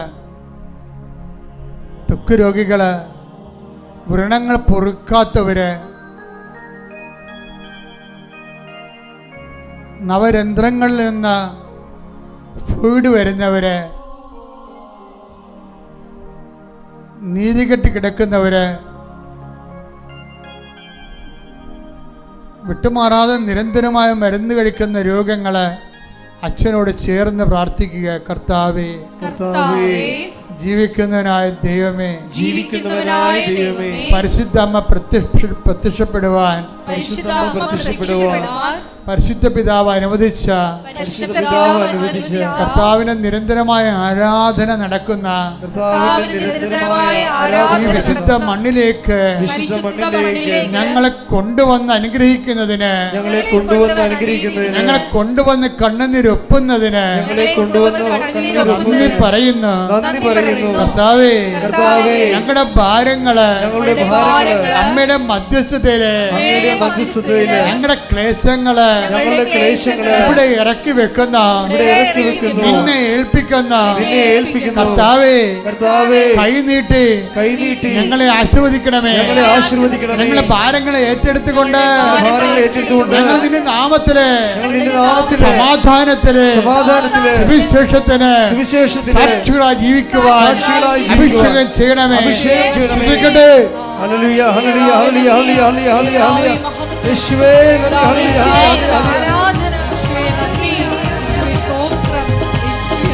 നിങ്ങൾ സാങ്കേതികമായ ഒരു വിഷയത്തിന് വേണ്ടി വിശ്വാസികളുടെ പ്രാർത്ഥന പോലെ ഒരു സാധനം പ്രാർത്ഥിക്കുകയല്ല.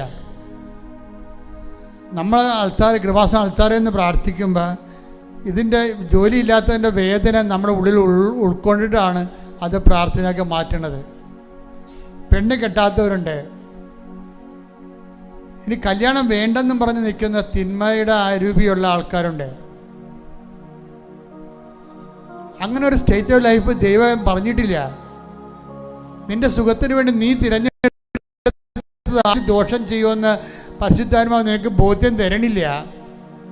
ഈ പ്രാർത്ഥനയിലൂടെ അങ്ങനെയുള്ള മക്കളെ സമർപ്പിച്ച് അമ്മമാർ പ്രാർത്ഥിക്കണം. കല്യാണം കിട്ടാതെ നിൽക്കുന്ന ചെറുക്കന്മാരുടെ എണ്ണം കൂടുതലാണ്. അതൊക്കെ ഭാവിയിൽ സഭയെ അത് ബാധിക്കാം, സമൂഹത്തെ അത് ബാധിക്കാം. ആ മേഖലകളെല്ലാം സമർപ്പിച്ച് പ്രാർത്ഥിക്കാൻ ഞാൻ നിങ്ങളെ മുട്ട നിർത്തിയിരിക്കുന്നത്. വിസ പുതുക്കി കിട്ടാത്തവരുണ്ട്. ലോകം മുഴുവനുള്ള മക്കൾ ഈ പ്രാർത്ഥന കേൾക്കുന്നവരെല്ലാം ആ സമയത്ത് മുട്ട നിൽക്കേണ്ടതാണ്. വിസ പുതുക്കി കിട്ടാത്തവരുണ്ട്. അവർ പഠിച്ചു കഴിഞ്ഞ് കാശെല്ലാം കടമായി, പഠിച്ചിട്ട് ജോലി എടുക്കാൻ പറ്റാത്തതിൻ്റെ പേരിൽ തിരിച്ചു പോകുന്ന നാട്ടിൽ കടമായി എങ്ങനെ ജീവിക്കുമെന്ന് അറിയാൻ പാടില്ലാതെ അന്തരാളത്തിൽ ജീവിക്കുന്ന കുടുംബങ്ങളുണ്ട്. അവരെല്ലാം ഓർത്ത് പ്രാർത്ഥിക്കുക. ഈ ആഴ്ച ഇതിനൊക്കെ സമാധാനം ഉണ്ടാകും. ശ്രുതിക്കട്ടെ ഹല്ലേലൂയ. ഏറ്റെടുത്തുകൊണ്ട് നാമത്തെ സാക്ഷ്യങ്ങളിലൂടെ മഹത്വപ്പെടുത്തണമേ.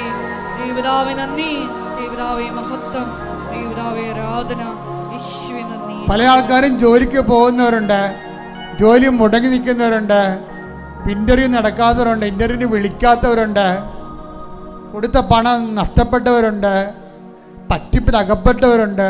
അവരെല്ലാം ഓർത്ത് പ്രാർത്ഥിക്കുന്ന സമയമാണിത്. കുടുംബ കലഹങ്ങൾ, കുടുംബ വഴക്കുകൾ, മാറി താമസങ്ങൾ, വിഘടിച്ച് നിൽക്കുന്നവർ, കേസിൽ അകപ്പെട്ടിരിക്കുന്നവർ, കടകമ്പോളങ്ങളും ഏജൻസികളോ ഷോപ്പുകളൊക്കെ നടത്തിയിട്ട് പിന്നെയും കടമായിട്ട് പൊറുക്കാൻ പറ്റാത്തവർ, നാട് വിട്ട് പോയാലോ എന്ന് ചിന്തിക്കുന്നവർ, വേദന കൊണ്ട് ഉറക്കമില്ലാത്തവരുടെ മേൽ ദൈവത്തിൻ്റെ ചൈതന്യം ആവശ്യിച്ചുകൊണ്ട് കർത്താവ് അവരെ നിലനിർത്താൻ വേണ്ടി പ്രാർത്ഥിക്കുന്ന അമ്മേ, പരിശുദ്ധമ്മേ, ദേവമാതാവേ, എല്ലാ മക്കൾക്കും വേണ്ടി മധ്യസ്ഥം വഹിക്കണമേ, അവരെ ഏറ്റെടുത്ത് നിർത്തണമേ, നിലനിർത്തണമേ. ശ്രദ്ധിക്കട്ടെ. ആരാധന, മഹത്വം, മഹത്വം, ആരാധന, ആരാധന, ദൈവപിതാവേ നന്ദി, ദൈവപിതാവേ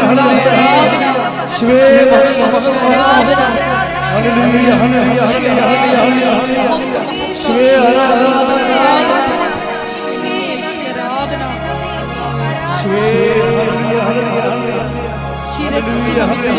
വികാരണിനാഥന്റെ ആശീർവാദം സ്വീകരിക്കും.